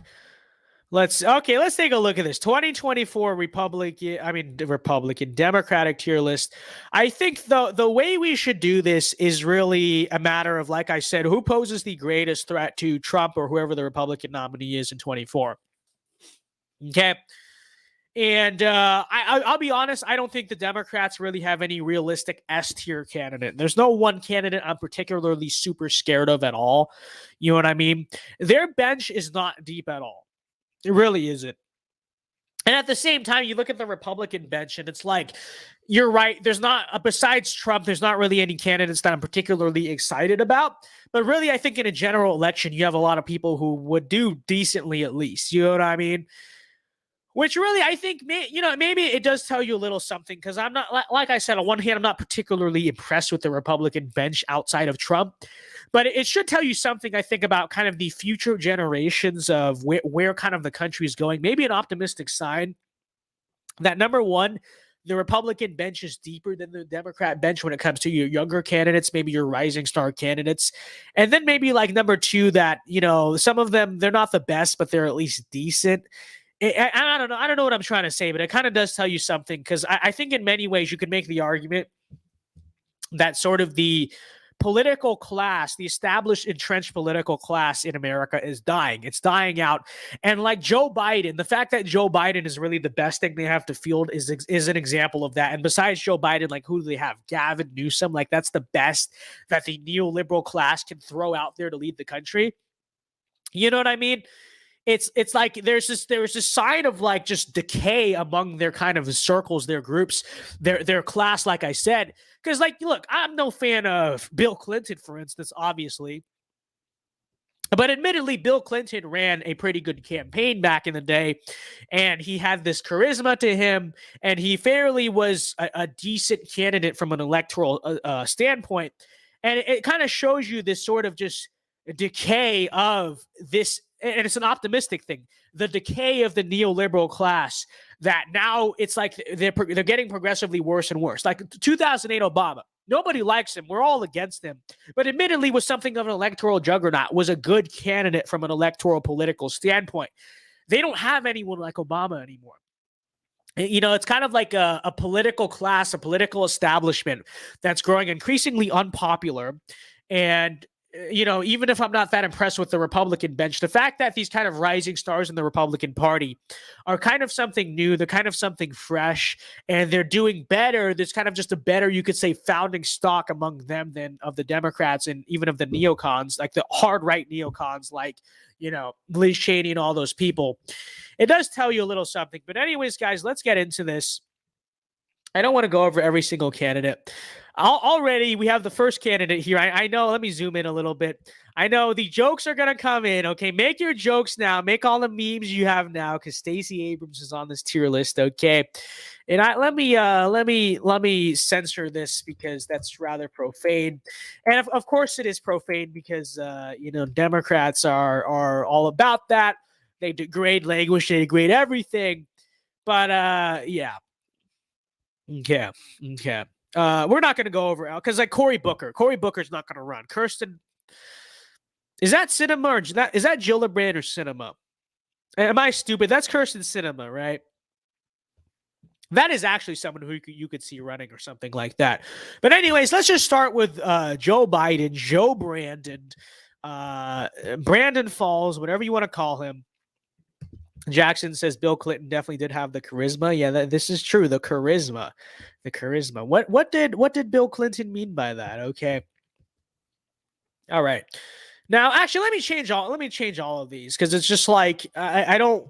This is obviously like a Democrat made this. So S, we are screwed, right? Because again, this is all about electability. A, solid threat to Trump or whoever. B, decent but beatable. C, you know, is like, I don't know, I'll call it, I think we got this. Okay. D is gonna be like likely Republican W, and then C would be like 1984 margins or something like that. Okay, there's kind of your tier list, and obviously no one would actually hit the 1984 margins, but I think I think this is a kind of the good way to do it. Okay, this is probably the right way to do it. Okay, Joe Brandon immediately. Joe Brandon really would be in the you know, I'll be honest, I think it's a likely Republican W. Okay, I think that. I mean, it's just like you look at just the. I don't care if it's people Trump this, Trump that. Let's zoom out for a second and look at just kind of like basic electoral metrics. You tell me how Brandonitis, Brandonentia, Joe Brandon, whatever, has any degree of a shot against Trump or DeSantis or anyone in 2024. Literally against you. I think. I mean, if I'm to be totally honest, I think the Republican Party could run like a literal mannequin and they'd beat Joe Biden because literally like every single factor is against Biden. Okay. The economy's in a recession. It won't get better by 2024. You have mass inflation, gas prices, mass crime on the streets, right? The crime rate is insane. Like everything just sucks. Like literally just there's nothing good going on in the country. Everything just sucks. And like that alone should just be enough to take out Brandon like fairly easily. Like even CNN, even like liberal media is turning on the guy because it's that much of a train wreck. It's that much of a sinking ship that literally like even CNN is kind of hopping off the Brandon ship. Okay, off the Brandon boat. You know what I mean? Which obviously we know why they're doing that, blah, blah, blah, this and that. Most popular president in history or whatever. But like just simply put, I mean, it's an unmitigated disaster. And like just the fact alone of the state of the country, like to me, I really don't see a path where Brandon is able to pull it off. You know what I mean? People always talk about, well, Donald Trump is going to like cause all these electability problems for the Republican Party. It's like, against Joe Brandon, really? You know what I mean? Like the election will be a total referendum against Biden. I think a lot of the independents who voted for Biden in 2020 because COVID, but this or that, I mean, they can't deny, nobody can deny the state of the country right now. Even like among Democrats, among liberals, Brandon's not that popular. You know, I mean, honestly, at this point, I'm leaning more to, now, don't get me wrong. I hope he runs again. I hope he's a nominee again because I think, you know, whatever electoral strengths he supposedly has, just the fact that he's the incumbent in this state of America, like in America being like this, just that alone, I mean, I don't think the guy has a shot. He has no shot. You know what I mean? And you know, other factors you could say could be at play all they want. I don't think he could do it. With all the help he has to push that haggard old Brandon man across the finish line, I don't think he could do it. I don't think he could do it. You know what I mean?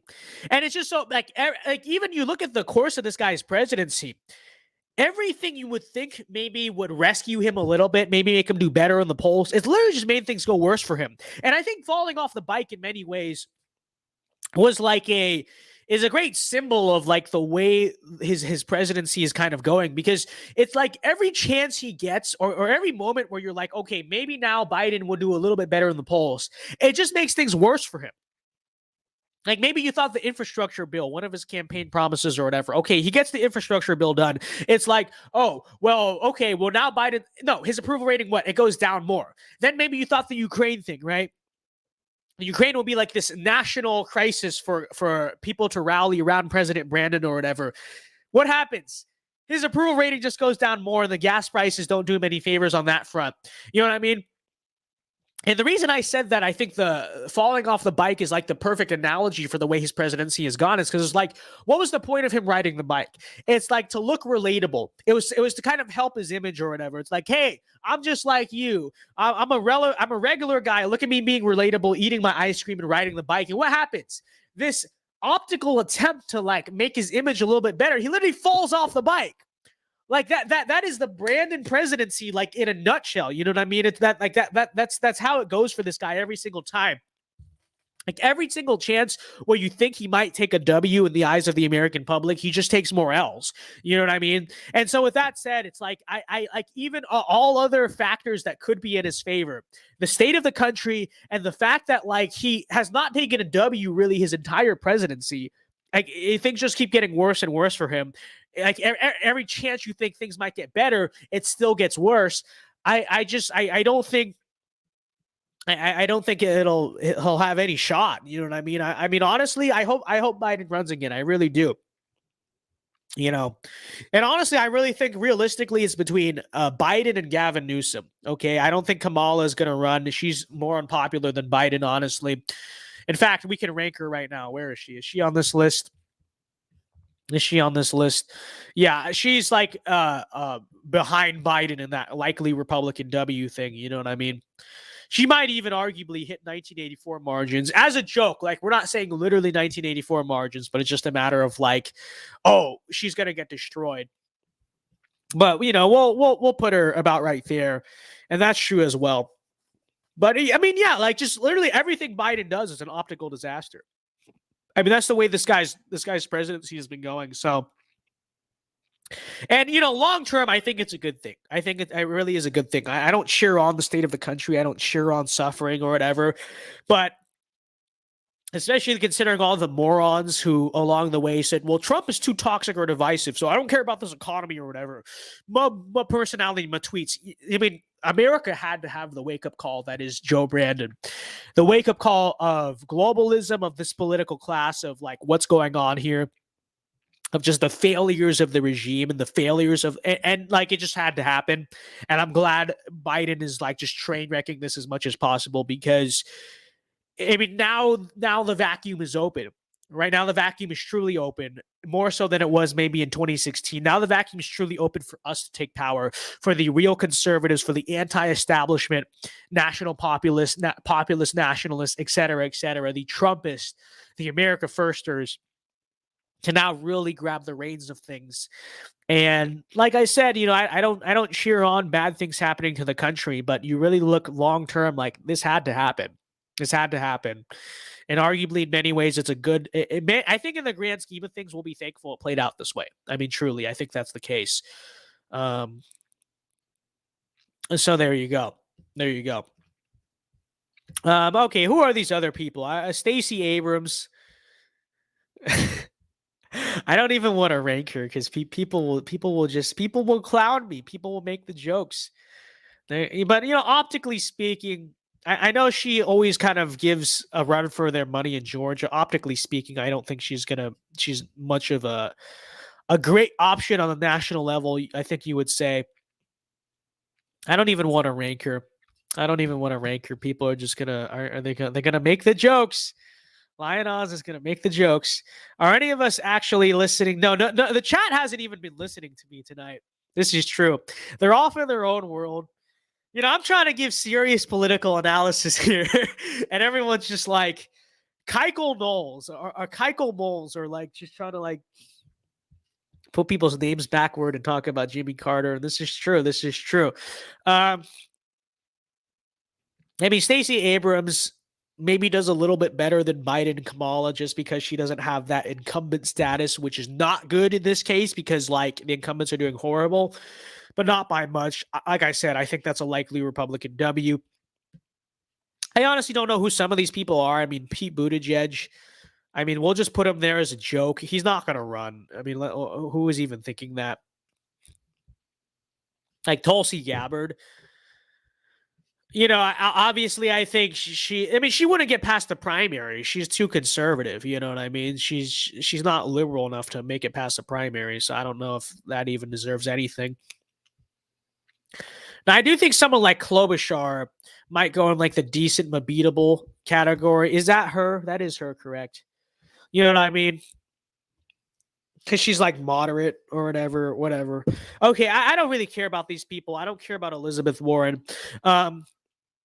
I really wanted to frame the discussion around like Gavin Newsom because I think that's really who they're gearing up here to like replace Biden if that's going to happen. Okay. And we'll talk about that after the super chat from Christopher for the $5. Thank you very much. Biden becoming president is like Babylon burning Jerusalem. We have to endure this, but long-term reward. It's so true. Good analogy too. Good analogy. That's actually what's happening. So true. But okay, Gavin Newsom. Now, Gavin Newsom, I think, is interesting. I think it's very interesting because obviously I grew up. It's very funny too. I've lived in both of the states under the governorships of, two of the major presidential contenders here. I live in DeSantis land right now, but I come from Newsom land, as you guys all know. Osborne for 5 says, "Shut up, Vince. We're trying to talk." Yeah. Oh, my bad. I know. My bad. I'm sorry. I really got to leave it to the chat to have this discussion here. Okay. My bad. But yeah. Okay. Back to Gavin Newsom. Now, I will say I think Gavin Newsom has a better shot than Biden. Okay, we'll say that because number one, Gavin Newsom is somewhat sentient in the brain, which will just help him. Okay. He just does not have the persona and the optics of being a haggardly old man. And, he is, according to women, apparently, some women, he's apparently good looking.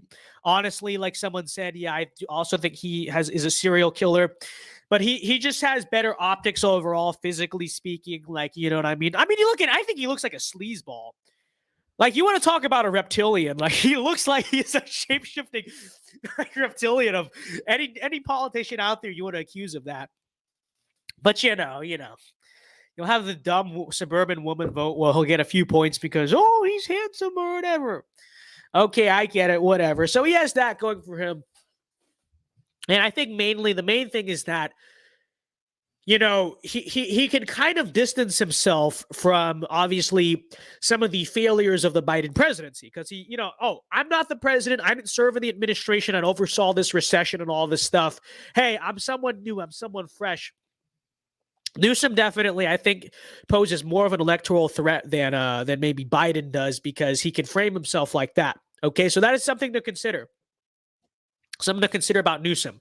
Young, not attached to the Biden Brandon train wreck of a presidency, and just according to females, apparently good looking. So he has that going for him. Now, I will say it's important to point out. I think I heard Charlie Kirk or someone say that they think he's actually pretty threatening electorally. I have to say I disagree with that. Yes, he is better than Biden. Yes, whoever runs against him is going to have to campaign. They're going to have to try, obviously. But some things to consider. First of all, I need to blow my nose. I'm sorry. I'll be right back. I'm getting very stuffy here. Okay, so give me a second. And in the meantime, I will allow the chat to kind of have their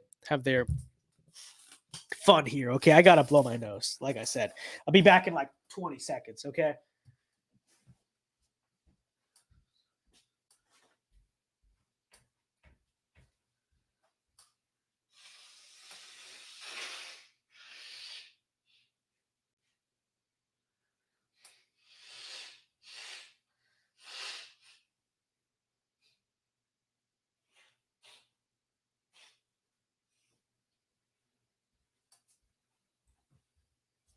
Okay, we have returned.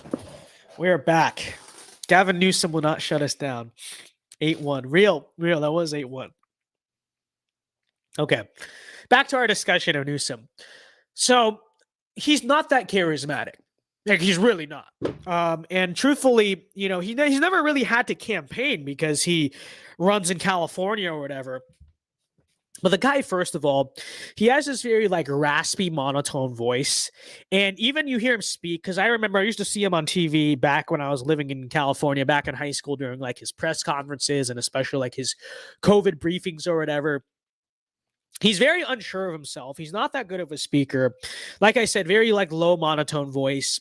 Yes, he kind of has a good look to him, but he's very lacking on the charisma front. So I think that's one thing to take into account. Obviously, he's really just not this like magnetic JFK Obama style political figure that people seem to make him out to be. Okay, he's really not.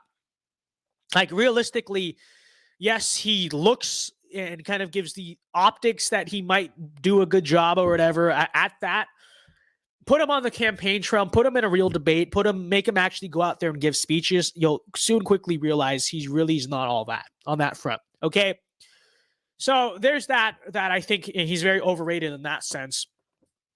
But really, I think in this sense, most of all, it's like, yes, Gavin Newsom can separate himself from the failures of the Biden administration as a campaigner and present himself as something new. At the same time, he's literally the governor of California, okay? And so number one, just think about this for a second.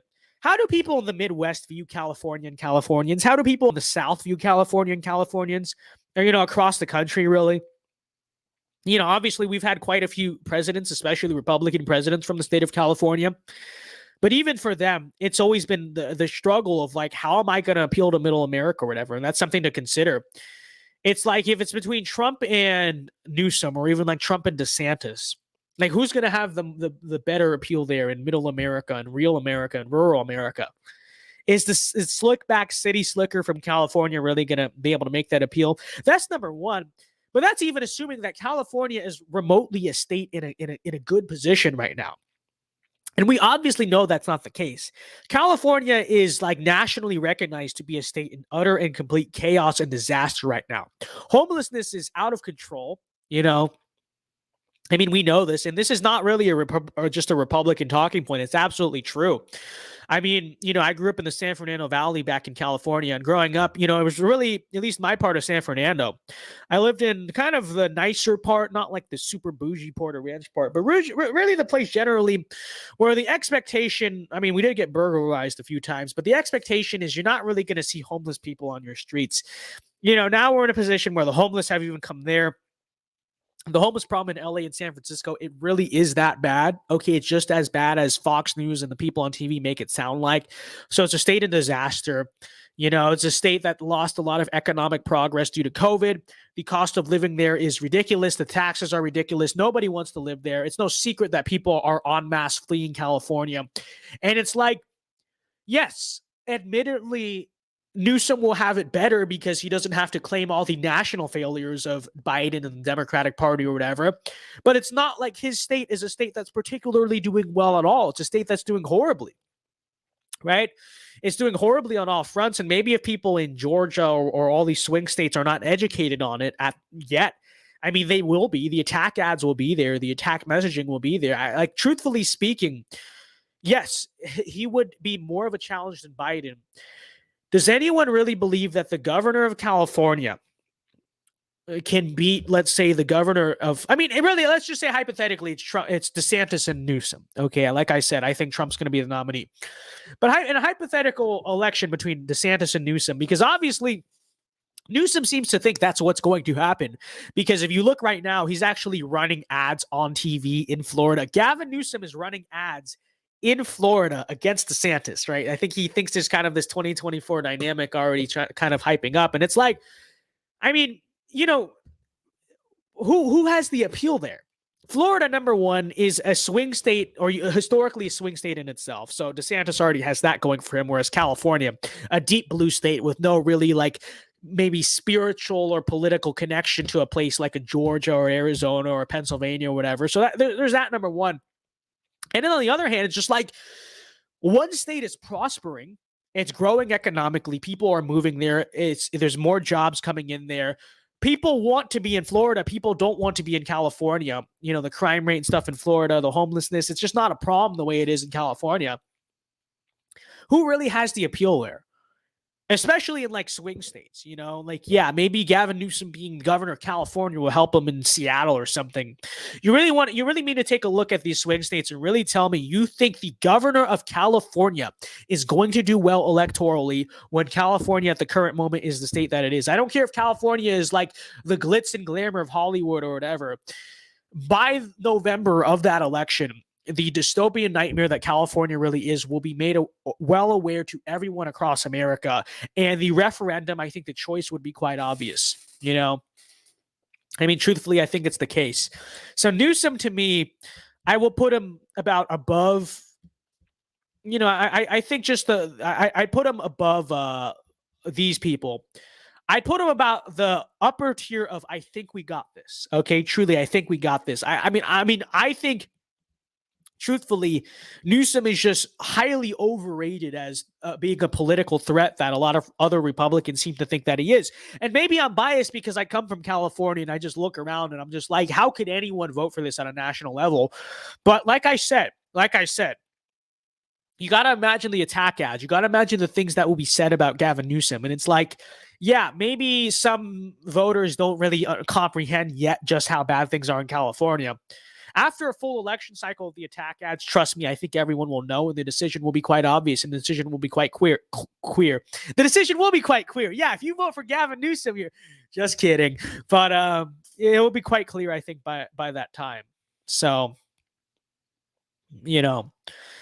truly, I think people vote with their feet, and people know, and even the kind of less educated voter, they see people are leaving from California, and they see people are, moving maybe to their states from California for their own reasons. And so, truthfully, like I said, Newsom, yes, more electable than Biden, yes. Do I hope Biden ends up being the nominee because, he can just campaign on all of his failures and it's going to be easy?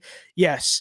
But like I said, to me, Newsom is a political force I just find, truthfully, to be highly overrated. I don't think he's as much of a threat as people make him out to be. Okay? Truly. So, there you go. And really, truthfully, that I really wanted to talk mainly about Biden and Newsom. None of these other people. Does anyone believe any? I don't know who some of these people are, first of all. Is that John Ossoff, I believe? Yeah, he's not going to run for president. I mean, who is that? I don't even know who that is. I don't know who that is either. He looks familiar. I know that's Cory Booker. That's Kirsten Gillibrand, right? No, Kirsten Cinema, sorry, right? Correct? I believe so. That's Eric Swalwell. Yeah, he's in 1984 margins. That's a joke. I don't really care about any of those people. I don't care to finish this tier list. I mainly wanted to talk about Biden and Newsom, like I said. So there you go. There you have it.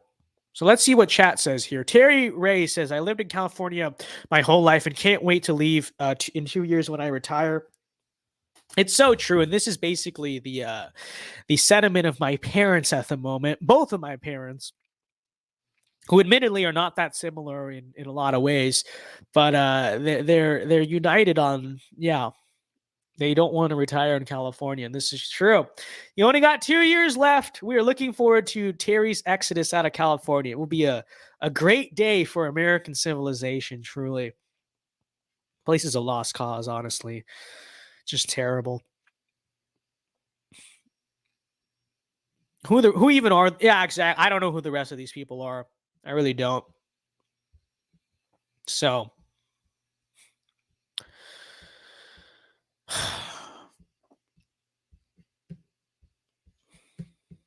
he did almost get recalled. Well, he really did for a little bit, yeah. But I think the advantage and the reason they're considering him is because he kind of like in the end, money poured in. He won that recall very convincingly or whatever. And so that's kind of like the invincible Gavin Newsom. But I mean, I don't find that all that impressive. So that's what that's kind of my take on that. All right. So yeah, we've been doing that for about an hour 40 minutes now. Look at the way I can carry the time. Truly, I make the time pass quiet. Can you believe we've been doing this for an hour 40 minutes almost? So we will go to Q&A now, or maybe we'll figure out something else to do. But I think I've about said all that needs to be said on the 2024 field. I don't think there's much more I can say in one night, truly. So we'll see what chat's saying on this, and we'll kind of react to that. Newsom is the most Chad. Lalo says Newsom is the most Chad / alpha guy on the left, but he's not much better than a generic D. I mean, I'd agree with this. I mean, honestly, when you look at their field, Newsom is admittedly the best person they have, and I don't think it's close. Okay, I'm more scared of Newsom than I am of anyone else. But at the same time, I don't find him all that impressive. And like I said, it should be optimistic because our political opposition, like literally, they have no one. Look at their bench. Look at kind of who they have for their future.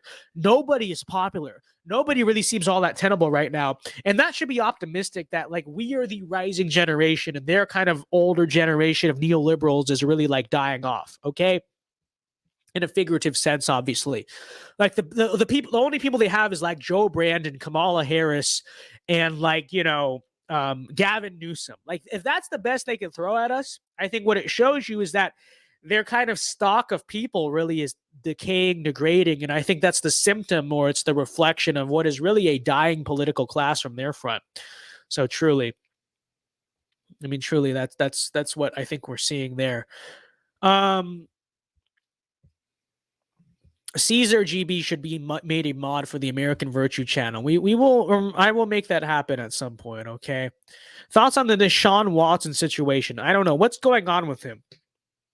Isn't he facing charges or something like that? I don't really know what's happening there. Let's see. What is the Deshaun Watson situation? Deshaun Watson. I honestly don't follow all that much NFL, but let's see. More of a college football guy. Cleveland Browns quarterback Deshaun Watson suspended 6 games for violating NFL's personal conduct policy. Well, what did he do exactly? Accusations of sexual misconduct. Comprehensive 16-page report. She wrote that the NFL recommended Watson be suspended for the entire 2022 regular season. Okay, but what did he do exactly? I don't know. What did he do?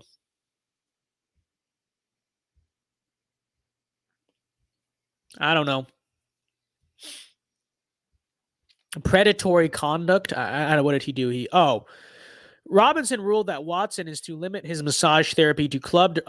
So he was doing a little bit of affairs and fornication and happy endings with masseuses. I guess that's the Deshaun Watson situation there. Okay. It seems that okay. He continually denied all wrongdoing and said he has no regrets for any of his actions during the massage sessions. He said he cooperated and answered every question truthfully, but there was a judge. Okay. Oh, all right. Interesting. I don't know. Civil lawsuits filed by 25 women. Okay, well, yeah, I don't know. I don't know. I don't know. I mean, my thing is like, I don't know how you prove any of this, but if he's reaching settlements with 30 women, I mean, I will say this, okay? The one thing I remember about Deshaun Watson is that he was hanging out with like Mia Khalifa in 2016 or whatever. So it's like, yeah, I think I do kind of believe the idea that this guy's a little bit of an R. Kelly nationalist or whatever you want to call him. So I don't know. I don't know. I don't know if I have much to say about this or thoughts on this. I mean, yeah, I think it's the right thing to do. I don't know what else is there to say about it. 25 women who want money. Watson is a coomer but not a predator. I guess, yeah. I mean, the thing is, if he's doing this thing at like these massage parlors, then that's illegal. That's like prostitution. But at the same time, you're right. You're right. It's like a high profile football player. They have plenty of reasons to say, well, I was giving him a happy ending when I wasn't. And also, it's like, I don't know. I guess it depends on what he was actually doing. But if again, I don't really know. They're not really specifying. But if it's the case that like he was giving these masseuses like money in exchange for, the things that happen in those parlors, it's like, are we really to say that the woman was the victim there? I mean, she took them, and I don't endorse any of what happened, but it's like she took the money and then she's going to say this or that. I don't know. I'm not even saying that's what happened, but that's also something to consider. I don't know what else to really say about it. So I don't know. I don't really care. Okay. Let me be honest. I don't really care. 24 sexual assault accusations from massage therapists. And it's also like, was he raping them or is he like just, extorting them for, sexual activities or whatever?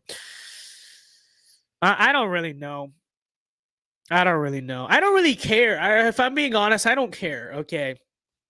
It's not really a relevant situation to the restoration of America's national renewal, for being realistic here. Forcing them to give happy endings is the accusation. Yeah, I don't know. I don't really know what to think of it. Lalo does bring up a point that it's like they could have done it consensually, quote unquote, and then be like, "Whoa, he forced me," and it's like, "Well, there was more money."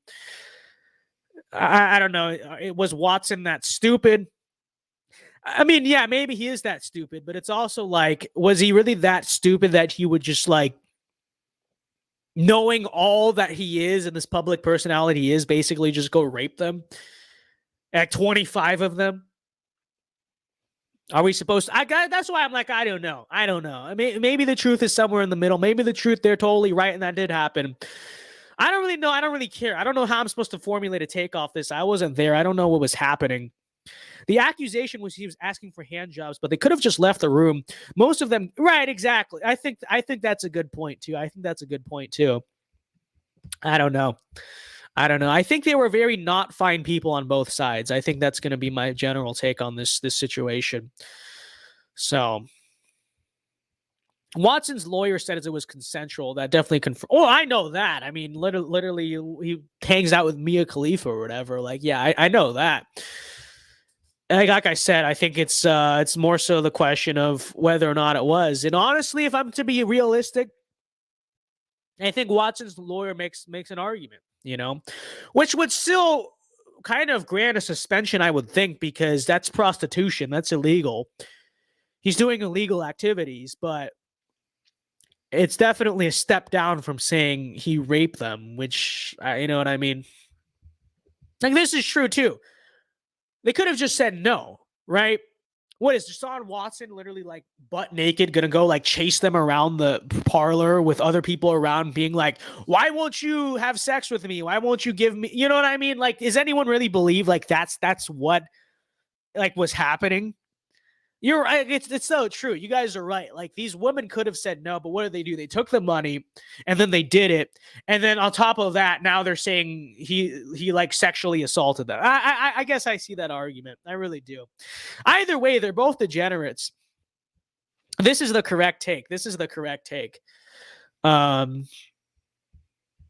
are we talking about? People asking me thoughts on Deshaun Watson. Apparently, he's getting accusations of like sexually assaulting like massage parlorists or masseuse, I think is the term for it. So, all right. Enough of this. We don't need to be talking about this. I mean, truly, this is like a very irrelevant conversation. But you know, it is true.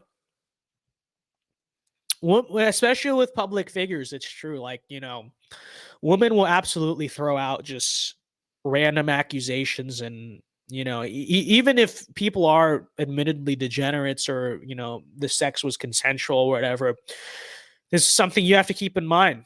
You know, the amount of money and really like gain that a lot of these women have from making false accusations, or you know, what's the word, like twisting that what happened or exaggerating what happened.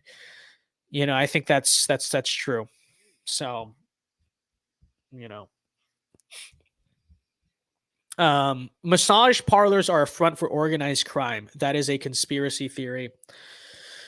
Most of them are, yeah, admittedly, most of them are just is where it happens. I mean, I'm sure there's some that are legitimate or whatever, but yeah, you see tinted windows on a massage parlor. I think that you know what's happening there. Okay.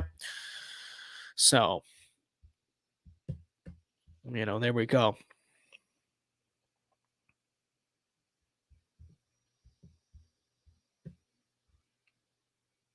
A lot of prostitution and human trafficking. Yep.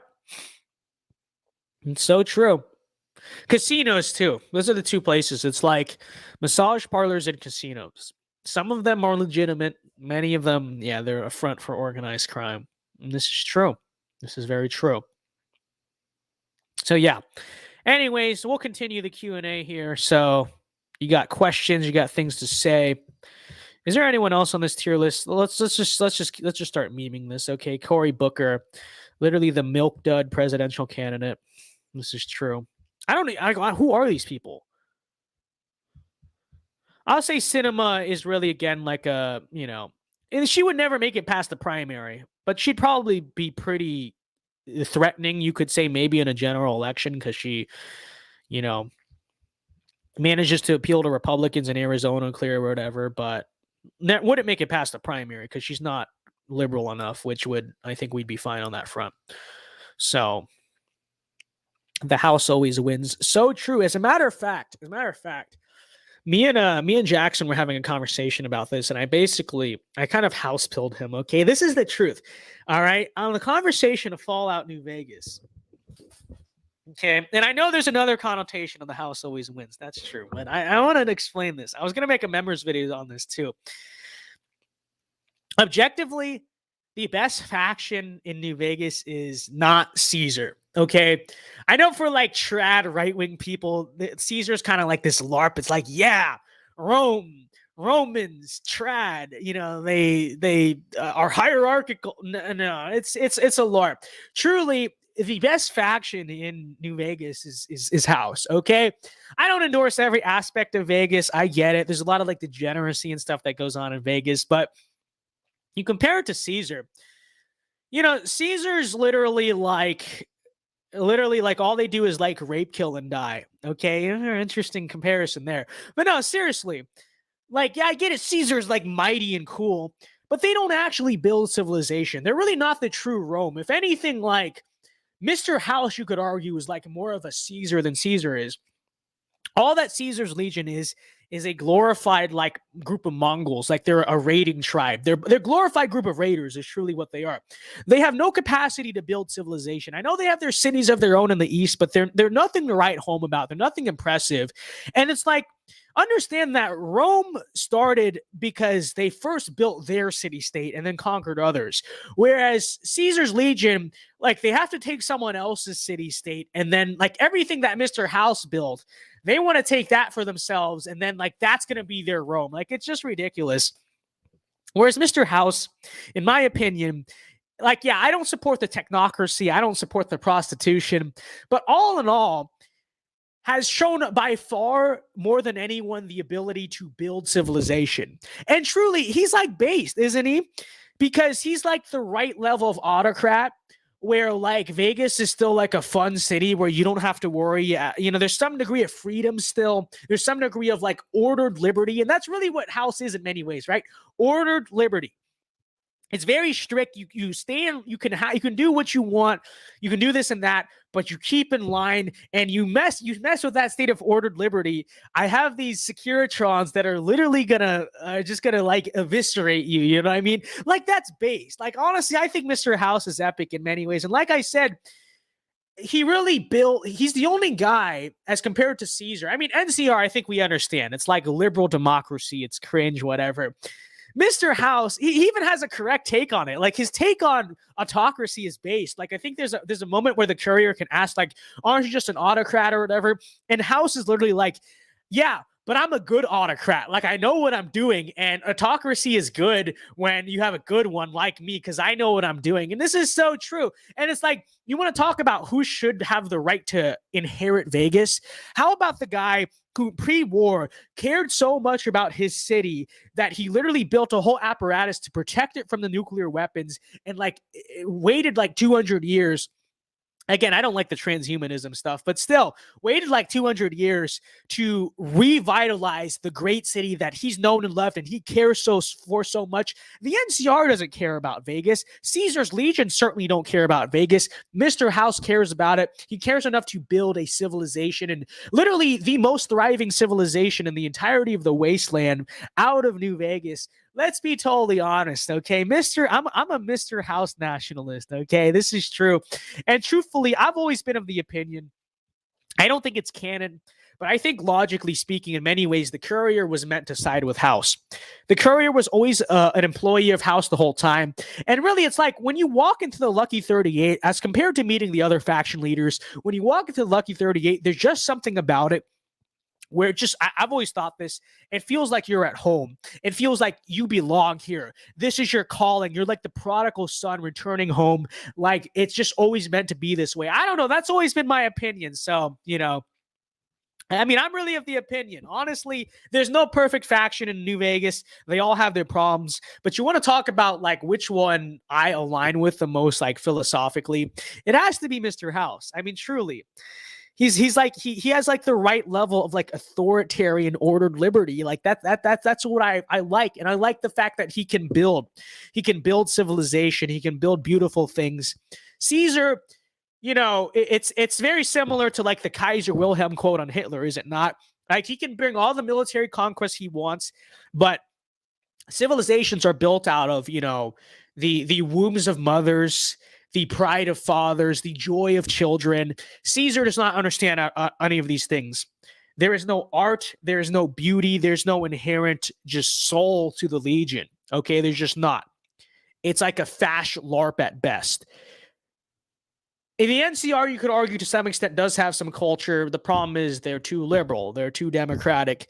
Mr. House truly gets it. This is true. Okay.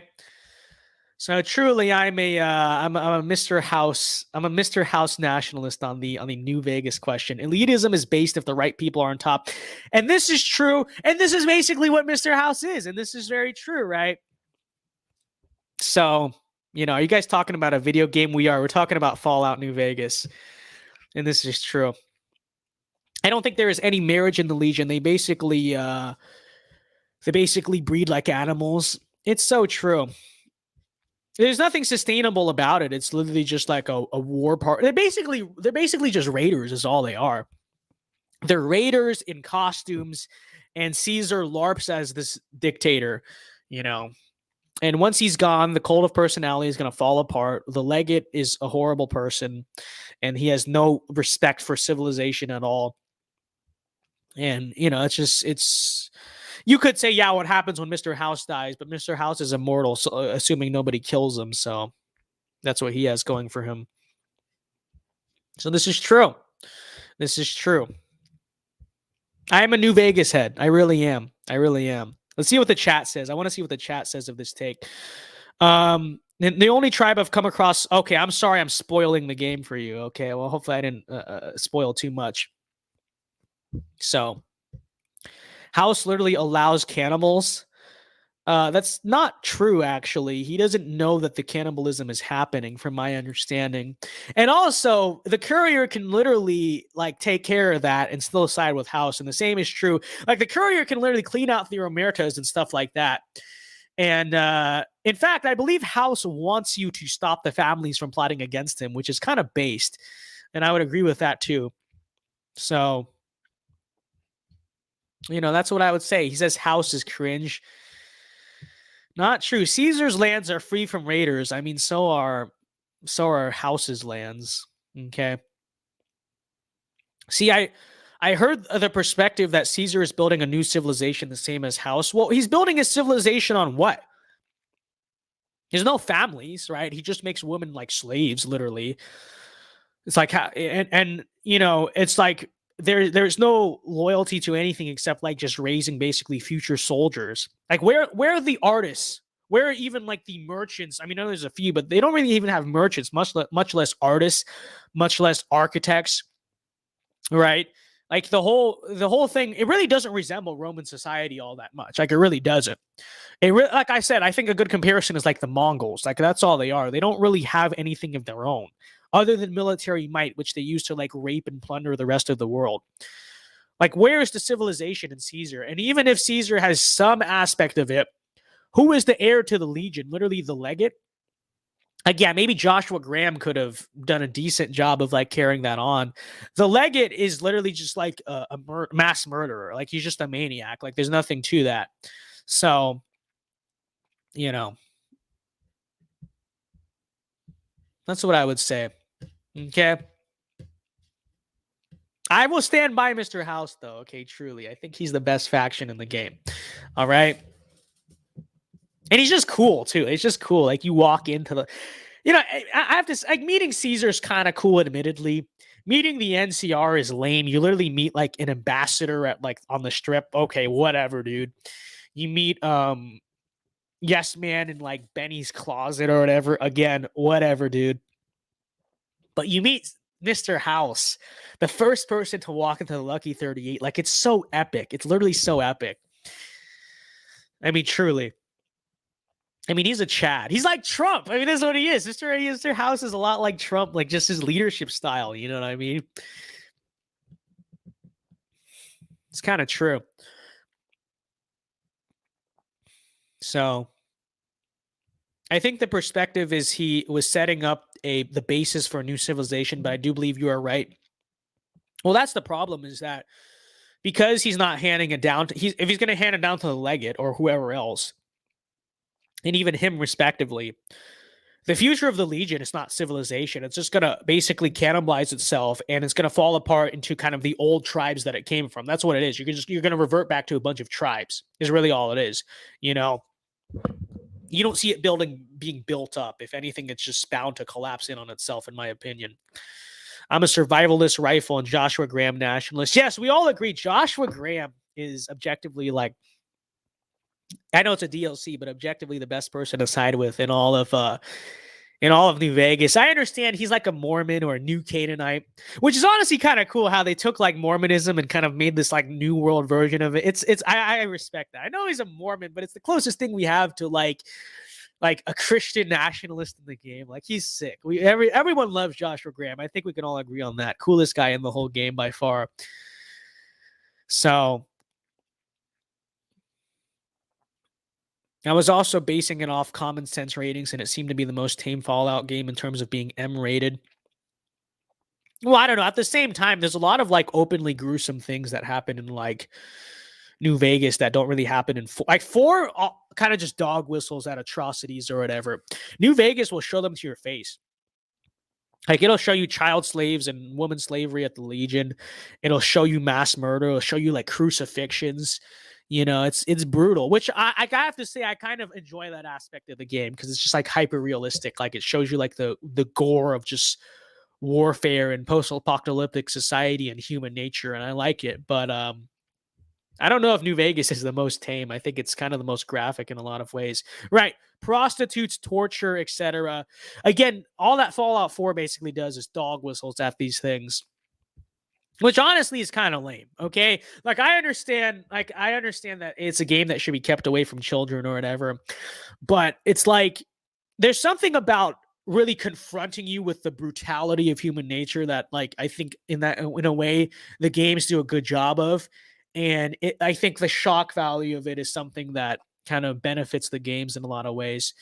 And maybe I shouldn't think like that because maybe I should say, well, you know, as Christians, we don't want to be exposed to those themes. But at the same time, it's like, in my opinion, like the shock of like the brutality of like the carnal nature of man, I feel like is kind of like a good wake up call in some ways. You know what I mean? So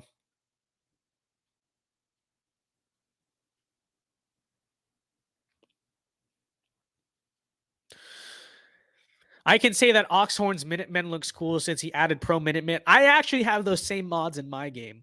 Yeah. Like I made a whole basically like nation state out of the Commonwealth in my game. Like I built Spectacle Island as like my capital, like my great capital. And it's like it's basically like a huge city. Okay. A marketplace, hotel, suburbs, everything. And I used mods to like build bridges to Spectacle Island. So there's one bridge that goes from the castle and another bridge that goes from what's the name of that farm that has like the sewer or whatever. So I made like trading posts out of that, like on the way to Spectacle Island, and it's like my capital. It's really sick. And I have like the standardized Minuteman flags and the uniforms, and like, you know, there's all it's cool. I appreciate my Minutemen in Fallout 4. And we have like some of my settlements I turned in like Minuteman bases that we like use to go on campaigns against like the raiders in downtown and like the glowing sea and all that. I'm being a nerd right now, but truly, my Minutemen are quite cool. The Passion of Christ is pretty brutal. The violence in that movie definitely had a point. Yeah, exactly. And like I said, I think the violence and the gore on Fallout is meant to have a point to it, which kind of makes me sort of defend its usage or its place there or whatever. You know what I mean? Mr. House will take us to the moon. This is so true. He is Gru. He truly is.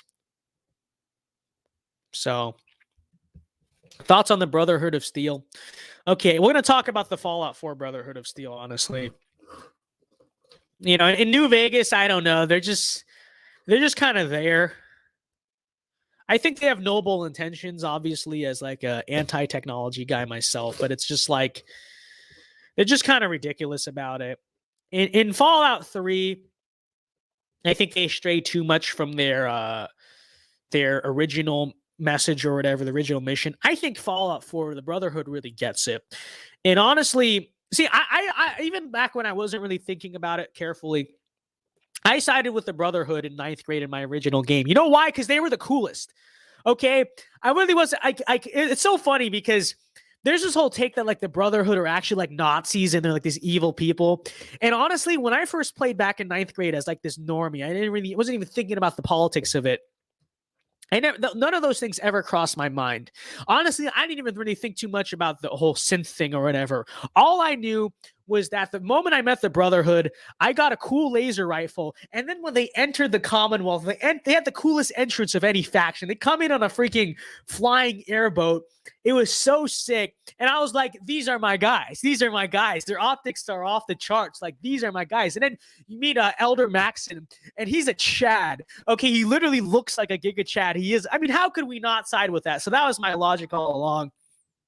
But truthfully, all these takes about how the Brotherhood is evil in Fallout 4, or they're Nazis, or they're like eugenicists, or whatever, this or that.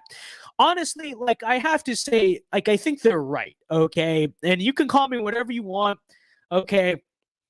But they're right about wanting to preserve, like, the pureness of humanity. Like, truly they are. And on the synth question, I know it's never really addressed in the game, but, like, who's to say that every synth literally isn't a Terminator? Like, who's to say that synths actually don't have a kill switch that I know that the game never, like, visits this concept, but who's to say that the synths don't have a kill switch inside them that the Institute puts in, that when the time comes, they'll literally, like, go berserk on humanity, they'll go berserk on the Commonwealth. You know what I mean? Like, who's to say that? And truly, I think this is the case. And truly, I think the Brotherhoods, maybe when it comes to, like, ghouls, they're a little bit too hawkish on that front. But still, also, ghouls, I don't think ghouls should be, like, mass executed. But that's also not what the Brotherhood does. They're more so just like, don't let ghouls into the ranks. Why? Because also, they have a kill switch too. What happens? They go feral. Like, truly, I think the Brotherhood is noble in Fallout 4. They're noble for wanting to preserve the pureness of humanity away from, like, the satanic transhumanists trying to make sense and stuff out of them. Like, those are our guys. And then at the same time, they're not like pre New Vegas or Fallout 1 or 2 where they're like, they don't want to help humanity. They just stay in their bunkers, right?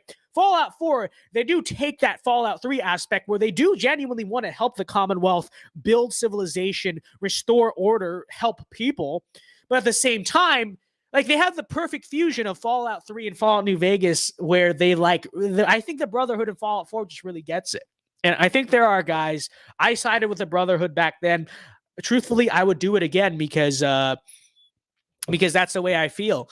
And I remember too, like, even back in, like, ninth grade, I remember, like, after I beat the game, I started watching videos, and all these videos claiming the Brotherhood's evil, the Brotherhood are like Nazis, eugenicists, and all that. I was like, oh shoot, did I make the wrong decision? And I felt kind of bad. I was like, oh, maybe I should just side with the Minutemen.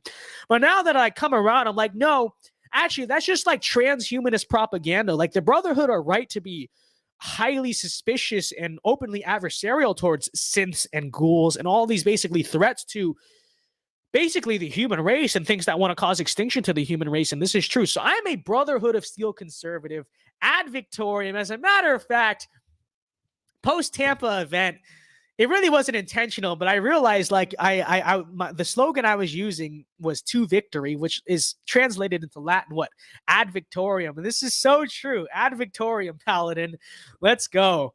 Let's go. I'm fully behind the Brotherhood of Steel in Fallout 4. I mean, this is true. This is so true. So,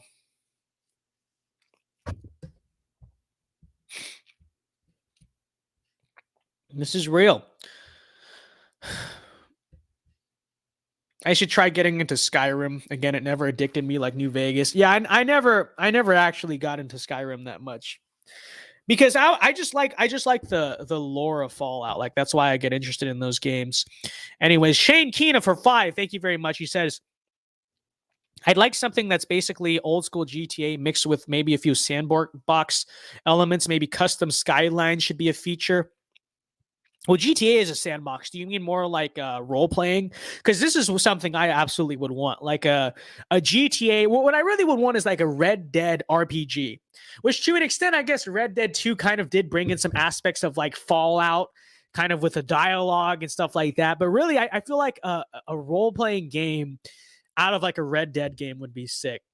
This is true. Like I want a Fallout style Red Dead game. That'd be like the perfect video game like ever. Truthfully. Rowley says thoughts on the Georgia Guidestones getting nuked. Look, we're on YouTube. We're saying this publicly. I'm not going to endorse the vandalism of the guy doing what he did or whatever. Okay. But, I will say I don't shed tears at night for the fact that, those things got taken down. But at the same time, okay, I don't endorse the vandalism, the arson or whatever he did to it. Okay. I'm not gonna Fed post on YouTube here. So, that's the thing. The problem with Red Dead is it still does have a leftist leaning, but I still like RDR. I don't know. I mean, I really feel like those games aren't all that political. Okay. Like, I understand the gang is like, They have like the unrealistic like multiracial gang thing going on. At the same time, I kind of get it. Yeah, I guess you're right because Dutch is like this idealist or whatever, like this kind of like liberal idealist or this anarchist. I guess that's true, but the role playing the LARP makes it cool, and it makes it make sense, right? It makes it make sense why the gang is like that because it really is a gang of like outcasts and misfits. So I guess you're right. At the same time, the kind of anarchist LARP is cool to role play as, in my opinion. So I think that's the take. I love to see a Call of Duty style Civil War. That would be sick. Yeah, Civil War game. That would be really cool. Does that really exist? Do they really have like shooters took place in like the Civil War or the Revolution? I think people would find the whole like musket thing to be annoying. That's the only thing. So maybe what would be cool is like the Spanish American War, because that way you can at least have like bolt action rifles or whatever, right? Which is, I believe, what they used in the Spanish American War, right? They used the what was it called? It wasn't the Mauser yet. I forgot what the name of the rifle was, which I unironically have always wanted to try shooting. You know, the one where that I know the Mauser has a clip, but this one, like, you kind of like load it in like manually through the side. What's the name of that? What's the name of the U.S. military rifle they used before the Mauser? I forgot what it is, but that would be cool. Imagine like a Call of Duty in the Spanish American War. Like that would actually be really sick. Krag, yes, the Krag. That's right. The cast of RDR is supposed to be degenerate outlaws. Yeah, that's true. So I guess it makes sense. It makes sense, truly. Thoughts on the Spanish Civil War? Yeah, I guess it's a controversial take or whatever, but I mean, truthfully, the right side won. The nationalists won. Now they were the correct side. And honestly, I mean, say what you will about Franco, but I think he wrongfully gets lumped in with Hitler and Mussolini because of just the, I don't know, whatever. When truthfully, that's never really what he was. In fact, I mean, I think firstly, there's a reason why he was mostly like neutral in World War II. He didn't really want to get involved with the Nazis or whatever because, and also, by the way, Mussolini, but especially Hitler, they didn't like him a whole lot because he made Catholicism, right? He made his church, the church and Christianity really the center of like his ideology instead of, you know, Nazi Aryanism or instead of like the race, which Hitler did, or the state, which Mussolini did, right? And so I think in many ways, I think Franco's very misunderstood. I think he's very wrongfully lumped in with a lot of people that he really wasn't. And really, in many ways, he was just a Catholic nationalist, which I think for Spain, especially, I think you respect. I think you have to respect it in a lot of ways. And honestly, had Spain followed the model of Franco more so than what I mean, look at the state of Spain today. Look at what liberal democracy is doing to Spain. Oh, but Franco is the bad guy, really, as the country literally gets plundered by migrants on like a regular basis. You know, like I said, I think Francisco Franco, very misunderstood, very wrongfully slandered. And truthfully, I think, you know, he was like on the right side of that civil war. True, I mean, truly.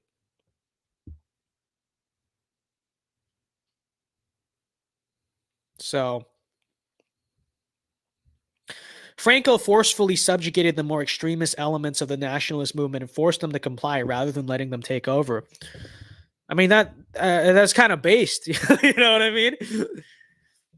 That's good. That's good. You know, he at least I don't know if I don't know what they mean by like extremists, but you know, it's true. Like he didn't let like the Nazis and like the fascists like, you know, really take over fully. He was more of like a Catholic monarch, not really a monarchist, but like a Catholic nationalist or whatever. And I think he was that was good. Hopefully a conservative majority stays in Italy and Silvio Berlusconi ends up being elected president. Thank you for the 5, Shane. I don't know much about Italian politics, which I should because I'm literally part Italian, but I don't know. I don't know. But I'm going to take your word on that. I'm going to take your word and assume that's what I want as well. Truly. So, Kaiser Wilhelm did a better job for his country than the globalist order has. This is true. This is true. You know, obviously we are not Hitler fans, but I think the Kaiser, the old German monarchy, I think there were many aspects of that that were frankly pretty good. And truthfully, I've given the take so many times that we should have the World War One should have just never happened. Okay, I've given that take a lot of times, and I think that's like the fence sitting take in a lot of ways because it's just true. Had the West just not totally, utterly destroyed themselves and allowed Russia to fall to communism, Germany be in a state of despair, Britain and France be too weak to sustain their empires of old anymore, we'd just be better off. But truthfully, if you want to push the Overton window a little further on this topic, I think there's a case to be made too. I mean, this is probably a little controversial. There's a case to be made, I think, in many ways. We would arguably be better off. Western civilization would arguably be better off if the Central Powers won the war. Okay, and what did I mean by this? Okay, now first of all, understand that the only way that the Central Powers do win the war is if America stays out of it. Had America, because here's the thing, right? America sending their boys to the Western Front, that broke the Western Front, obviously. But actually, in 1917, France was the one that was about to break, right? The Western Allies, the Allies were the ones that were about to break, actually. And so let's assume America stays out of World War I and that happens. Now, the thing to understand about, now, I'm not really counter signaling the old British Empire, the old French Empire, because I think they were pretty cool as well. But I think we should also understand, like, the old German Empire, right? The Kaiser was like, in many ways, like more church centered, more religious, more traditional, more hierarchical, more kind of like I said, traditional. And it's like, if you want to say that World War I kind of was the death of the monarchy in the West, if the Central Powers had won, so that means maybe the Ottoman Empire survives, obviously the Kaiser, right, the German monarchy kind of becomes the precedent for Western civilization. Arguably what you would have today is a more conservative, more traditional, more hierarchical, to an extent, a more kind of pro-traditional monarchy, Europe and Western civilization. And those aspects inevitably, don't get me wrong, would bleed over into America too. And I think you could make the case, because let's say the Central Powers won World War I, you'd still have a lot of ramifications. Of course, the British Empire would be toppled, which admittedly is not the best thing, but let's kind of look at this on a scale, right, of what's like a net neutral, what's good, what's better off, and what's worse. So the Soviet Union still probably would have become a thing. Maybe, who knows? Maybe Germany actually does a better job of like helping the White Army win the revolution or whatever, or win the Russian Civil War. Who knows? But let's just say that the Soviet Union still becomes a thing. Lenin still ends up taking power, et cetera, et cetera. Marxism still becomes the scourge that faces and challenges Western civilization in the 20th century and whatnot. I think you could make the case that the sort of more like traditional Marxist, the traditional monarchist kind of conservative German vision, central power vision of Western civilization could have been a better kind of I shouldn't say screen door. That's a bad analogy. A better, what's the word? Like bulwark against, like kind of the Great Wall against Marxism. I think you could make the case that the sort of like, World War I Kaiser German influence on the Western world might have staved off, warded off, fended off the forces of Marxism in a better way than maybe like Anglo-American liberal democracy post-World War I that ended up taking control of the West was able to do. And I don't know if everyone will necessarily agree with that take.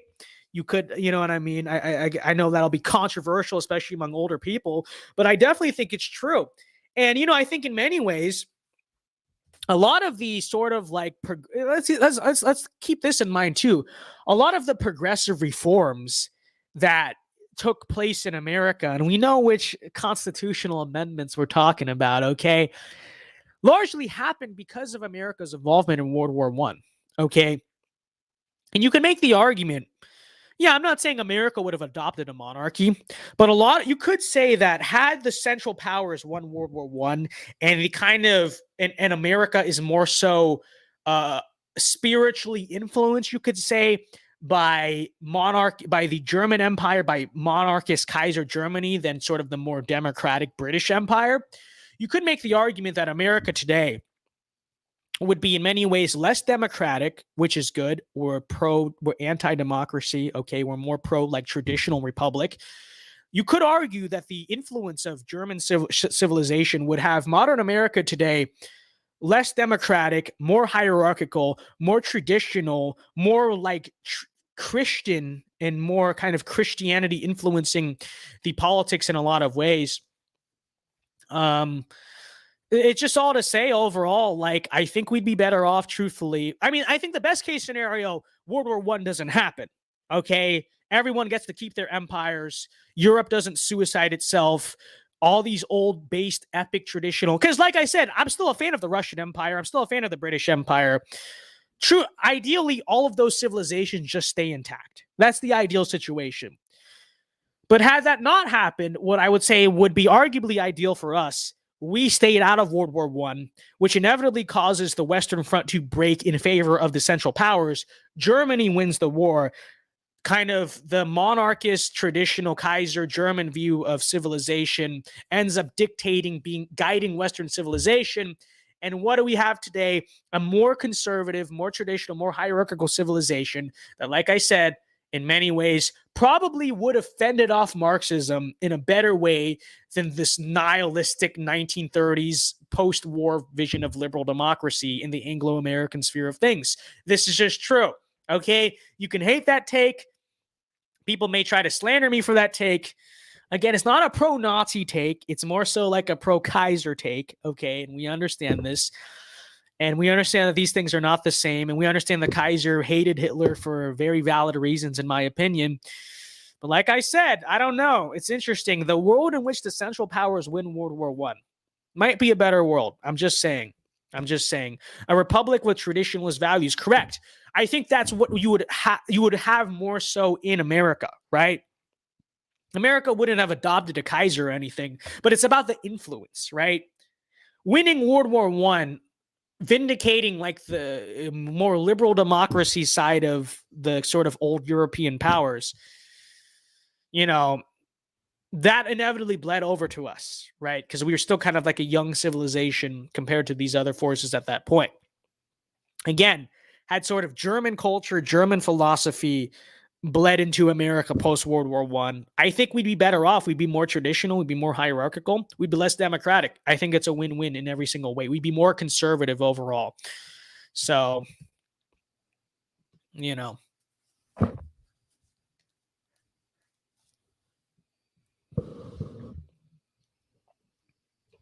Roman-style republicanism is literally the strongest proven governmental system to date. When you think empire, you think Rome and the Republic.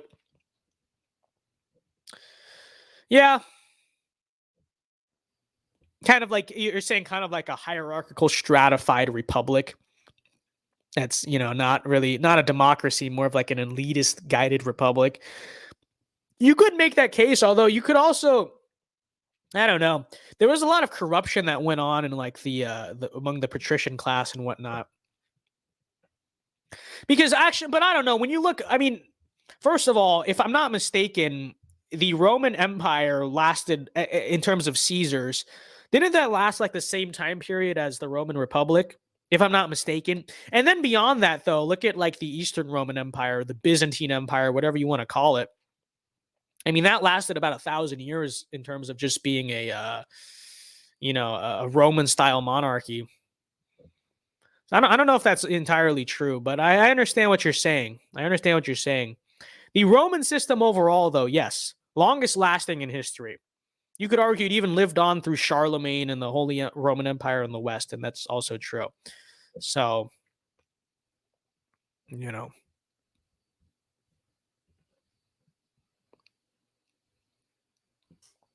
AK Knight says, but then we would be playing second fiddle to the Germans. Only America should be on top. Well, I think that's I think you're kind of, I guess, misunderstanding the way world dynamics worked back then. Like America in World War One. Don't get me wrong; it was a rising star as a civilization. In both ways, it was still seen as like a secondary kind of younger brother to both Britain and Germany. You know what I mean? Like, really, we don't look back at it as like America won World War One. We more see it as like Britain and France won World War One or whatever. Too, you know what I mean? And so it really wouldn't make all that much of a difference whether it was that or Germany. You know what I mean? But largely speaking, America's involvement in World War One was pointless. If you want to make the case of America first, which many people did at the time, then there was no reason for us. This is a stupid, pointless brother war, and it was pointless, and it really nothing good came from it. But the stupid, pointless brother war between Europeans, between like our sister civilizations or whatever, just fighting each other for no reason. Really, there's no like America number one scenario from getting involved at all, and that was the truth of the war. So,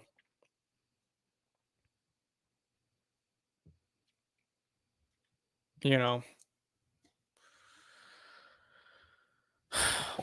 and I mean, let's be honest, American civilization. We're talking about like, I mean, look, American civilization is influenced by other civilizations. Okay, I mean that's just the truth. That's just the truth. And that's always going to be the truth. Okay. It's like, as much as we want to see ourselves as a shining city on a hill or whatever, like there's this new invention, which honestly, I'd argue in many ways, that's like a very liberal viewpoint on American civilization, that we just grew out of the Enlightenment. We're our own thing. I mean, that's just not true. And I think in many ways, it's an effort to separate us from traditional Western civilization because that's what liberals want to do. So that way they can push and say, well, America's actually always been about equality and democracy or whatever, when it's just not. The truth is, we inherit our civilization from the British, from the English, from the Anglo-Saxon traditions of civilization, right? England is America's mother civilization. And you know what I mean?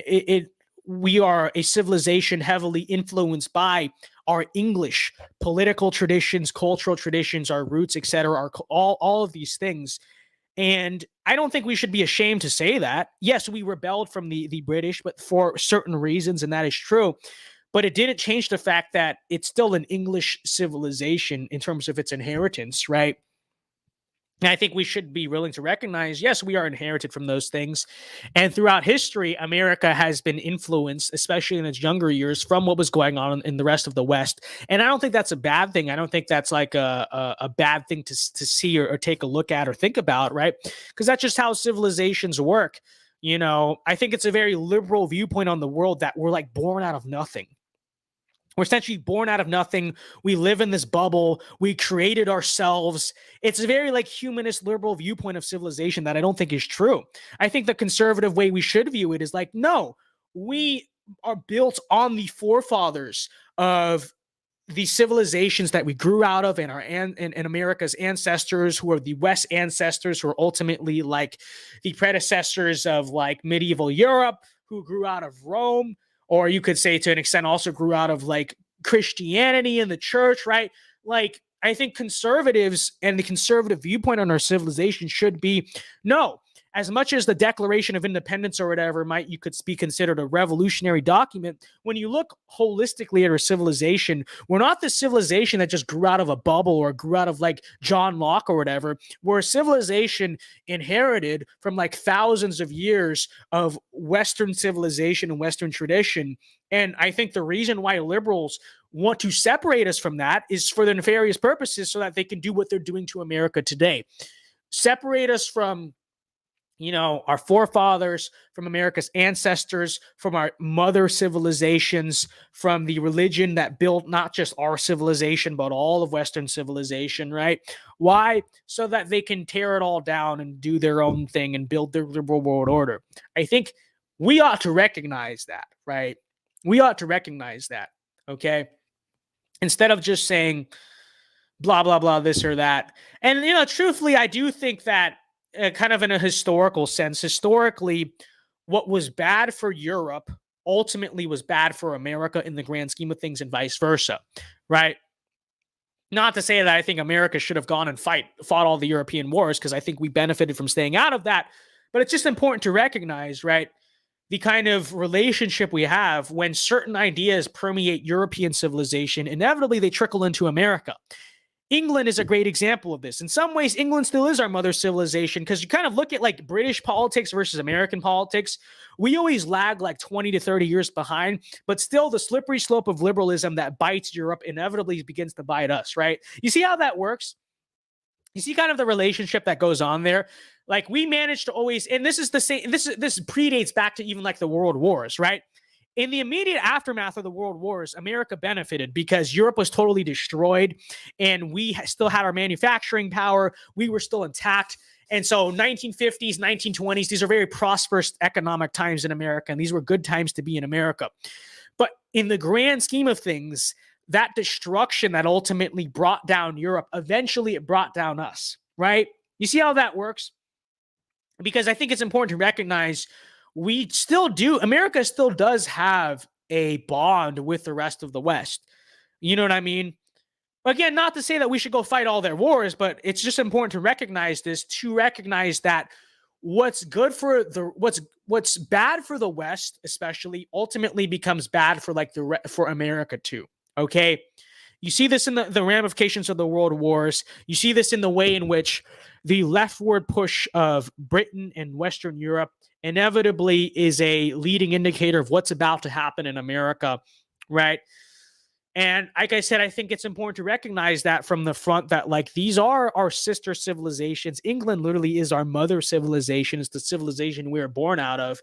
And we can try to run from that relationship all we want. Ultimately, it doesn't work. Okay. And I'm not necessarily making the case to intervene anywhere on Europe's behalf.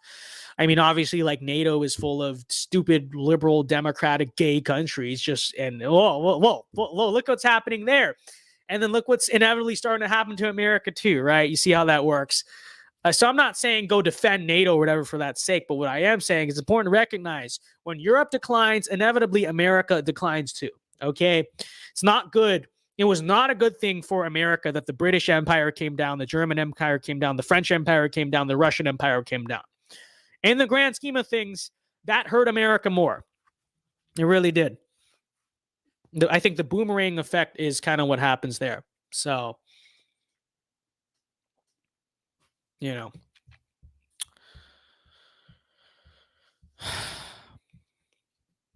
What do you think about all the tension in the Balkans, Serbia/Kosovo? I don't know much about what's going on there right now. Um, are we having more ethnic tension going on there? Haven't heard much. Like I know what happened in the 1990s, but I haven't heard much about there now. Noah says he will be the new Egyptian pharaoh. Based, yo, epic. Let's go.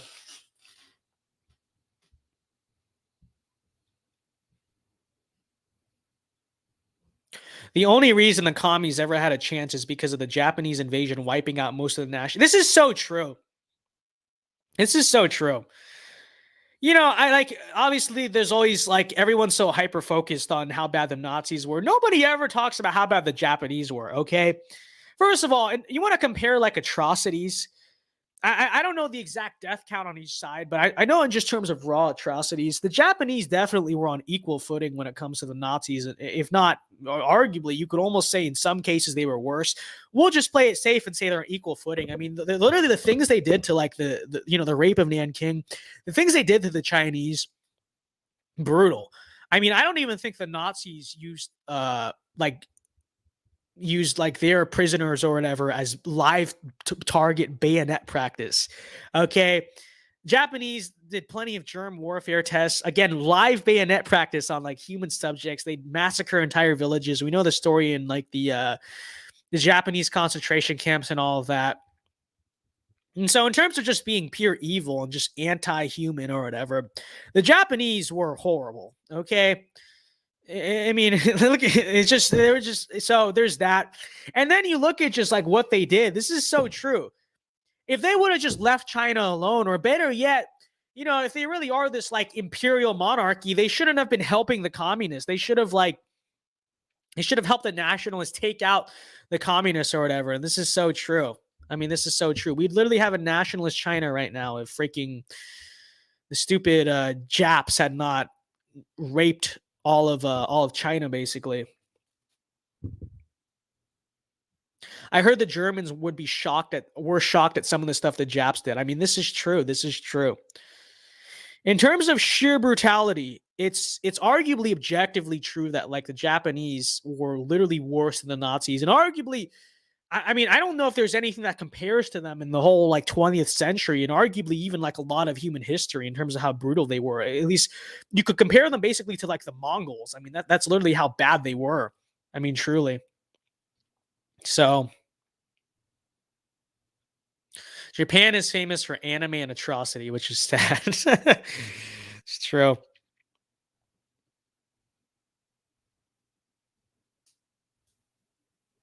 So anime and atrocity does sound like a sick album, though. That is true. That is true. Have we talked about Pelosi's Taiwan visit yet? I don't know, but we have not. But it already sounds like an optical disaster. I know the Chinese are already talking about shooting down Pelosi's plane or whatever, which obviously they're not going to do. But yeah, it's interesting. It's very interesting. I think what you're definitely seeing is just the fall of the American world order, right? Post Cold War, we thought we were going to be the only influence on the world stage, and obviously now you're seeing that's just not happening. That's just not what's going to happen. It's a multipolar world order, which I think someone said, which is true. And I think in many ways, America is going to have to learn to accept. And, you know, if don't get me wrong, if we were like a based, epic, traditionalist republic still, maybe I'd be in support of like defending American hegemony to an extent, but we're not. You know, arguably, I think it's a good thing that this, like, you know, I think what you're living in now is what George H.W. Bush in 1991 declared the New World Order. He literally got out there and said it. It's our chance to build a new world order, or the liberal world order, as now the term is. Now you see that crashing to the ground, which, you know, it's not to like celebrate, you know, China or whatever, but I think it's very like in order for us to eventually build a American national order again, to some extent, like this is something that's inevitably going to happen on the world stage. So I think it's interesting. And I think truly from a foreign policy standpoint, we're going to have to get used to living in a multipolar world order, which in some ways maybe will be a good thing because it will, you know, I mean, if people, I'm not saying they are, but if people really want to get serious about competing with China, then I don't know, maybe a good place to start, huh? Well, China's I mean, I'm not like pro China. I think China is godless. I think they, you know, obviously they persecute Christians and stuff, but like, look at what they're doing. They're promoting like masculinity and like traditional gender roles in their society. They're not teaching their kids to hate their civilization. That's part of why they're growing strong. We're doing the opposite. It's like, maybe if Americans want to get serious about competing in the multipolar world order, we stop teaching gay anal sex and critical race theory to like fourth graders. I mean, I'm just saying, not that they are serious about that, but it's just something to take into account. So, you know, I think in many ways a multipolar world order, it's good in the sense it's a wake up call to like the way we're guiding our civilization, and you know, I think net grand scheme of things, it's arguably a good thing that you see this happening. You know, Tyler says, "What do you think are the chances of a Christian uprising in communist China? Fantasy or plausible?" I never want to, you know, with you never know what God can do. So I would never declare it fantasy. But from a rational standpoint, which is not always the best, but a rational standpoint, China doesn't have enough Christians. It's never just been a Christian enough country. I mean, really, to have this really be a possibility.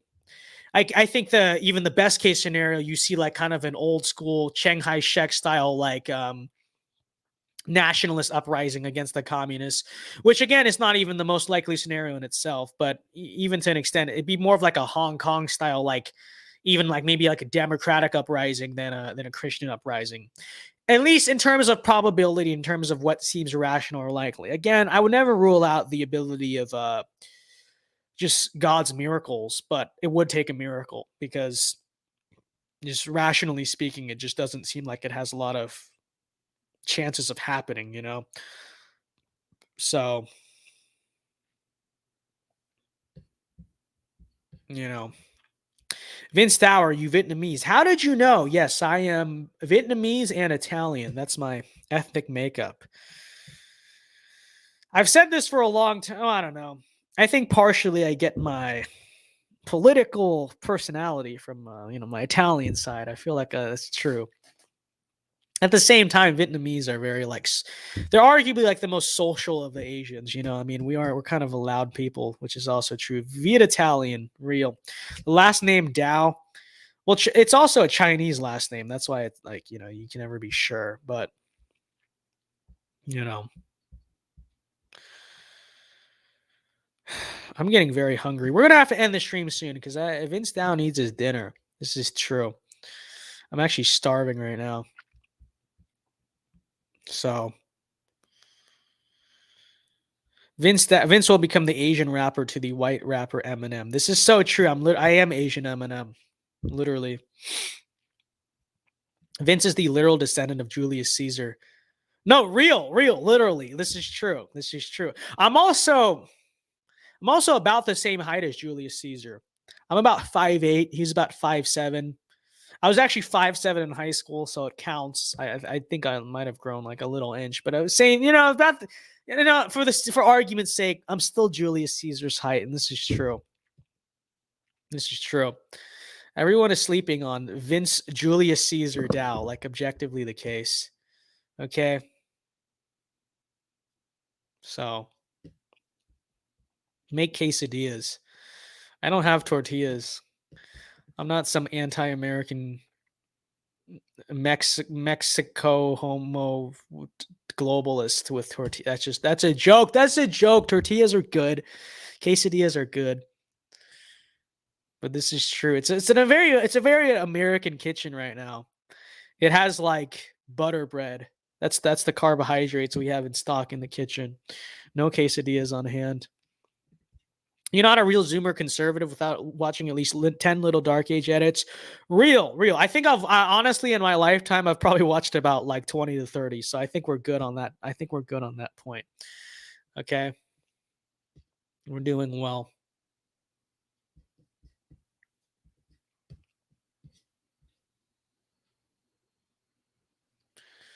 So, although the thing is, so I made that Little Dark Age edit of Trump. Yeah, MGMT, they have my channel like blacklisted. Okay. So so if you're wondering where that edit went, they copyright claimed it, which I expected. I knew it was going to happen. But usually they just do the copyright claim where you can still have the video. It's just like you can't monetize it or whatever. They took it down. They literally like blocked it in all countries, which you can also do with I was like, what the heck? Because I'm like, there's so many Little Dark Age edits on the platform. And even from like a logistical sense, why would you want to like take down the Little Dark Age edits of your song? Like literally those edits are the reason your song is so popular still to this day. But they took it down. And then I tried to make like a short or whatever using it. And they took that down as well. And other Little Dark Age edits obviously stay on the site. It's like they literally have my channel blacklisted. I don't know if it's because I made a Trump edit with a Little Dark Age edit or whatever, but it's just sad. It's just sad. It's literally 1984. That video was doing well. It was getting insane views, very popular. People thought it was a very good edit. And they take it down. It's just not cool. So, Noah Bodie, thank you for the $10. Thank you very much. He says, watch the Anthony Sabatini talk at the AMV event. Great job with the event, and thanks for being a serious political movement. Grapers have too much feminine energy and live in their mom's basement. So true. Endorse every word of that. Thank you for the $10, and thank you, Noah, very much. Appreciate it. Appreciate the support. Let's go. To victory, boys. Real. Ad victoriam, quite literally. So it's almost like the song was made about them crying about Trump in 2016, 2017. I guess that's true. I mean, we did kind of adopt it for ourselves, but still, I mean, come on. Just let us be, okay? Literally. Like, let me make my little dark age edits. What's your problem? You can copyright, make all the money you want off of it. That's the thing. If they just copyright claim it but leave it up, they literally make money off my video, which I don't care about. But at least let me have the video. It just makes me mad. It really does. It really does. So a lot of the little dark age edits that were based are gone. I know, it's sad. It's really sad. So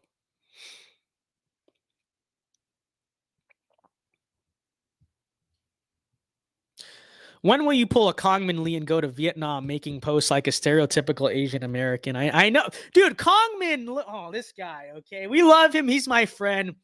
But he could have been at the AMV event. He could have been at SAS. I was gonna invite him. I was gonna bill him as a special guest. And what does he tell me? He's in Korea. Like, what the heck, dude? He's in Korea. I literally text this guy. I'm like, yo, you coming to SAS? Pull up at our event. He's like, I'm gonna be in Korea. Literally anti-American. Literally dual loyalty right there. I mean, come on, missing the a great political event. And like, this has always been the tradition. Like, Kongman is like ambassador or whatever for Turning Point. I always meet up with him at these conferences. You know what I mean? And it's, oh, he's in Korea. He's in Korea. 1984, quite literally. So the question, when will you go to Vietnam? I don't know. First of all, I don't even have a passport. Okay, I've never had one made because I've never been out of the country. But if I do go out of the country, I don't know. Why would I want to go to Vietnam? Okay, let's be honest. Okay, let's be honest about like, well, why? Okay, I mean, I guess I guess some of the food would be good. I don't know if I even trust the food standards. I feel like my Western immune system might get sick there, because literally, like, everyone I know who's gone to Vietnam recently, like, I had a friend growing up. He literally had like a serious fever for about a week. I don't know. He caught some tropical disease, and then when my grandma went to Vietnam the last time she went, she almost died. Okay. She came back with some like rare bacterial pneumonia that they couldn't even identify. To this day, they still don't actually know what it is. She might be like patient zero for literally like a new form of bacterial infection from that tropical whatever. Okay. She almost died. Okay. Like I'm not even joking. She almost died. And like, to this day, it's actually not gone. Like, she still has it. Like, it's retreats, it regressed. Sometimes it comes back, but her health has never been the same. Okay. Literally, like, she like before, because this is like, to explain to you who my grandma is. And yeah, some of it's probably just the toll of old age, but she's like kind of like this like rugged Asian woman who at like 81, 82 years old, she still goes on like long walks. She still goes on like long vacations and all that, walks across stuff or whatever. And ever since she caught that, her health has never been the same, right? It's just been slowly deteriorating. And she's still doing well, don't get me wrong. But like, I mean, literally, like that. You want to talk about like a turning point for her health? It's literally it was literally from going to Vietnam, like that one time. She comes back with pneumonia, and so this is all to say. The reason I'm saying all this is because I'm honestly a little scared of going to Vietnam for that reason. First of all, and it's just like, second of all, I don't know. I feel like if I were to travel abroad, okay, I know I'm whitewashed or whatever, which I am. I'll admit that. I would want to go to Italy. Or like, I don't know, like if I want to go to an Asian country, I feel like I'd rather do Japan, honestly. I don't know. I just don't see the appeal there. And even so, it's like the flight is so long, especially from Florida. Could you imagine that? How long is that? Like a 30-hour flight? Yeah, screw that. Screw that. I don't really want to do that particularly. So, someone to go full screen. All right, we'll full screen it. We'll go full screen mode for the last few minutes of the stream here. Don't go to third world countries. Real, no, literally. So I wouldn't. Yeah, see, I would like to. I wouldn't mind that either. Switzerland, Germany, Ireland. I do. I want to see Italy. I feel like, because wherever I want to go eat, I want good food. I mean, when I want to go vacation, I want good food. So like Italy, Germany, France, I guess, and like Japan. Those are kind of like my international tourist places I'd want to go. I'm honestly in no rush to travel abroad. We've talked about this many times, but like, I feel like international travel, frankly, is a little bit overhyped. Okay, it really is. Because, like, truthfully, I mean, honestly, I'm not even saying this as a brag, but I've seen so much more of America than most people ever will. I mean, that's just the truth. Like, all the road trips I've taken, all the places I've traveled for, like, political engagements and just stuff in general. And, like, I feel like I have a mission to, like, really learn about the place where I was born before I start trying to, like, expand my horizons across the world. I mean, this is the truth. I don't know. I don't know. So,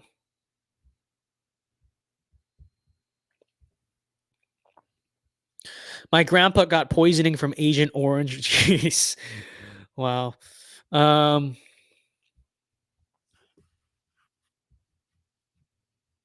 if you have to get 10 shots to travel, don't travel. I mean, this is so true. Oh, that's also, yeah, I would, yeah. Literally, okay. I would like to see Hungary and Poland. Okay. I'd like to take a political trip to those countries. You know what I mean? Like, you know how, like, wouldn't it be like based like you know how, like, sometimes, like, these Republican organizations or these figures, they'll go to a foreign country, okay, and, like, they'll come back with, like, a bunch of, like, new donor connections and political connections, stuff like that. The AMV boys, really, we need to take a trip to Hungary and Poland, okay? Truly, we'll get close with the Eastern European oligarchs. We'll get Viktor Orban to give a speech at our next event. Like, it'll be epic. It truly will. That's on the bucket list. The AMV boys need to take a pilgrimage to Hungary and Poland. I mean, this is true. This is true. You know, and Vince Dow personally, I will take a trip to Russia. I will meet Vladimir Putin, and I would just mysteriously come back with, like, a bunch of money and, like, a huge platform everywhere. Kidding. But unironically, though, St. Petersburg and Moscow. Okay, obviously, I don't know if we're even allowed to go anytime soon, but I do kind of want to see St. Petersburg. It does look pretty beautiful. I want to try some, like, Russian pastries. Okay, this is true. I will go. I will meet Vladimir Putin. He will say, Vince Dow, my strongest soldier, Vince Dow. Kidding. But unironically, I would like to see Russia. I would. St. Petersburg, especially. Some of the churches there and cathedrals too, they just look incredible. So if Vince goes to Russia, we'll finally get the Putin video. Real. I will. Those, like, foreign journalists that they go and get interviews with world leaders. I would love to get an interview with Vladimir Putin. Okay, look, Vlad, Mr. Sir, I'm literally one of the only Western political commentators that would actually give him a fair and balanced interview. I mean, this is true. Okay, this is true. No, we're joking, of course. We are not agents of the Russian government. Please don't deplatform us. I do not work for Russia today. No, but this is true. I would like to interview Vladimir Putin, though. I feel like it'd be an interesting conversation. Like, it really would.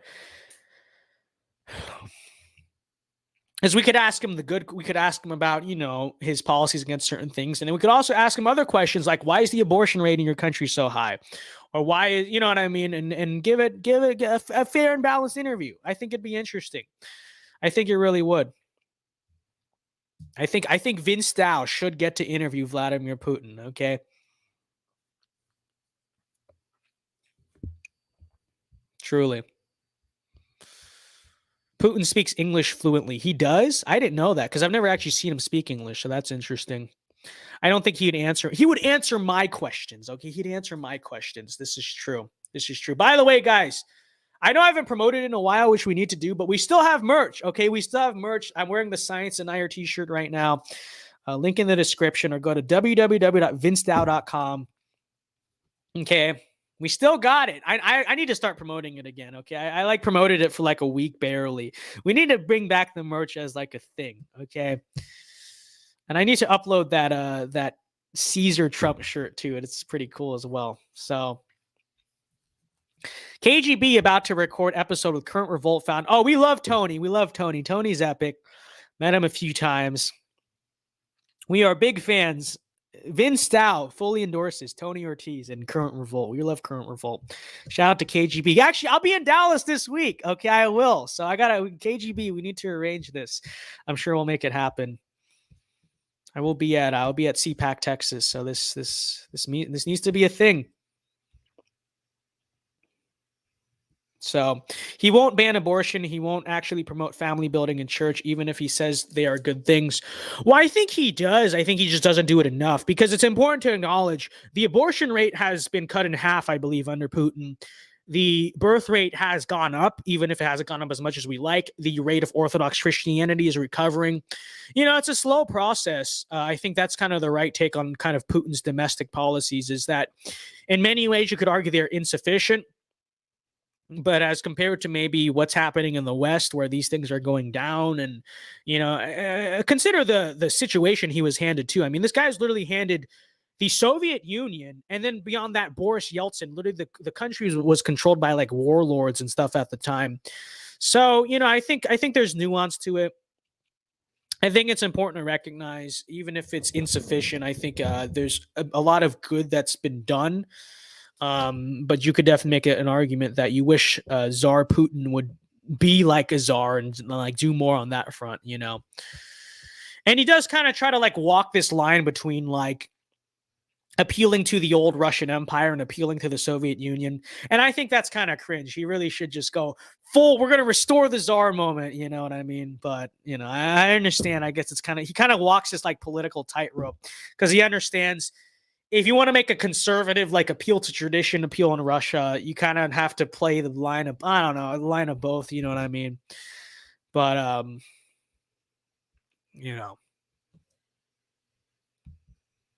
when are you going to show up to the slightly offensive show? I was supposed to. I don't know. Well, I don't know. Ask Elijah. Truly. I haven't talked to Elijah in a while, but we were still cool. But this needs to happen. I don't know. Many are asking this question. This is true. But yeah, we love Elijah. How would you feel if Viktor Orban asked to speak at an AMV event? It's AMV, okay? By the way, we're using that abbreviation. But we totally do it. That would be epic. That'd be epic. Trust the plan. 2023, we're gonna have a virtual address from Viktor Orban. It'll be epic.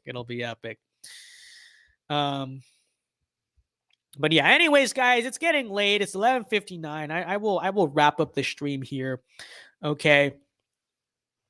So, all right, guys, have a very good night. All right. Thank you very much for watching. I'll be at CPAC, Texas this week. So I'll try to do some videos. I don't know. I'll be staying with Rep. I don't know. Maybe we'll do a stream from Rep's place, or maybe we'll do a joint stream with Rep IRL in real life. Would that be kind of epic? That'd be kind of epic, I think. I don't know. We got to do the media tour when we're in Dallas, We got to meet up with Rep, meet up with John, with the KGB boys, Current Revolt. We love those boys. Maybe, I don't know. Maybe we'll see a hi to Don Huffines or something. But yeah, I'll be in Texas this week, starting like Wednesday. But yeah. All right. Anyways, guys, I got to get dinner. I'm getting so hungry, but thank you very much for watching tonight's stream. Hope you have a blessed night. Alpha moves only. God bless. Have a very good night and peace. In leaving it, I do so with this prayer. May God's grace be with you in all the days ahead.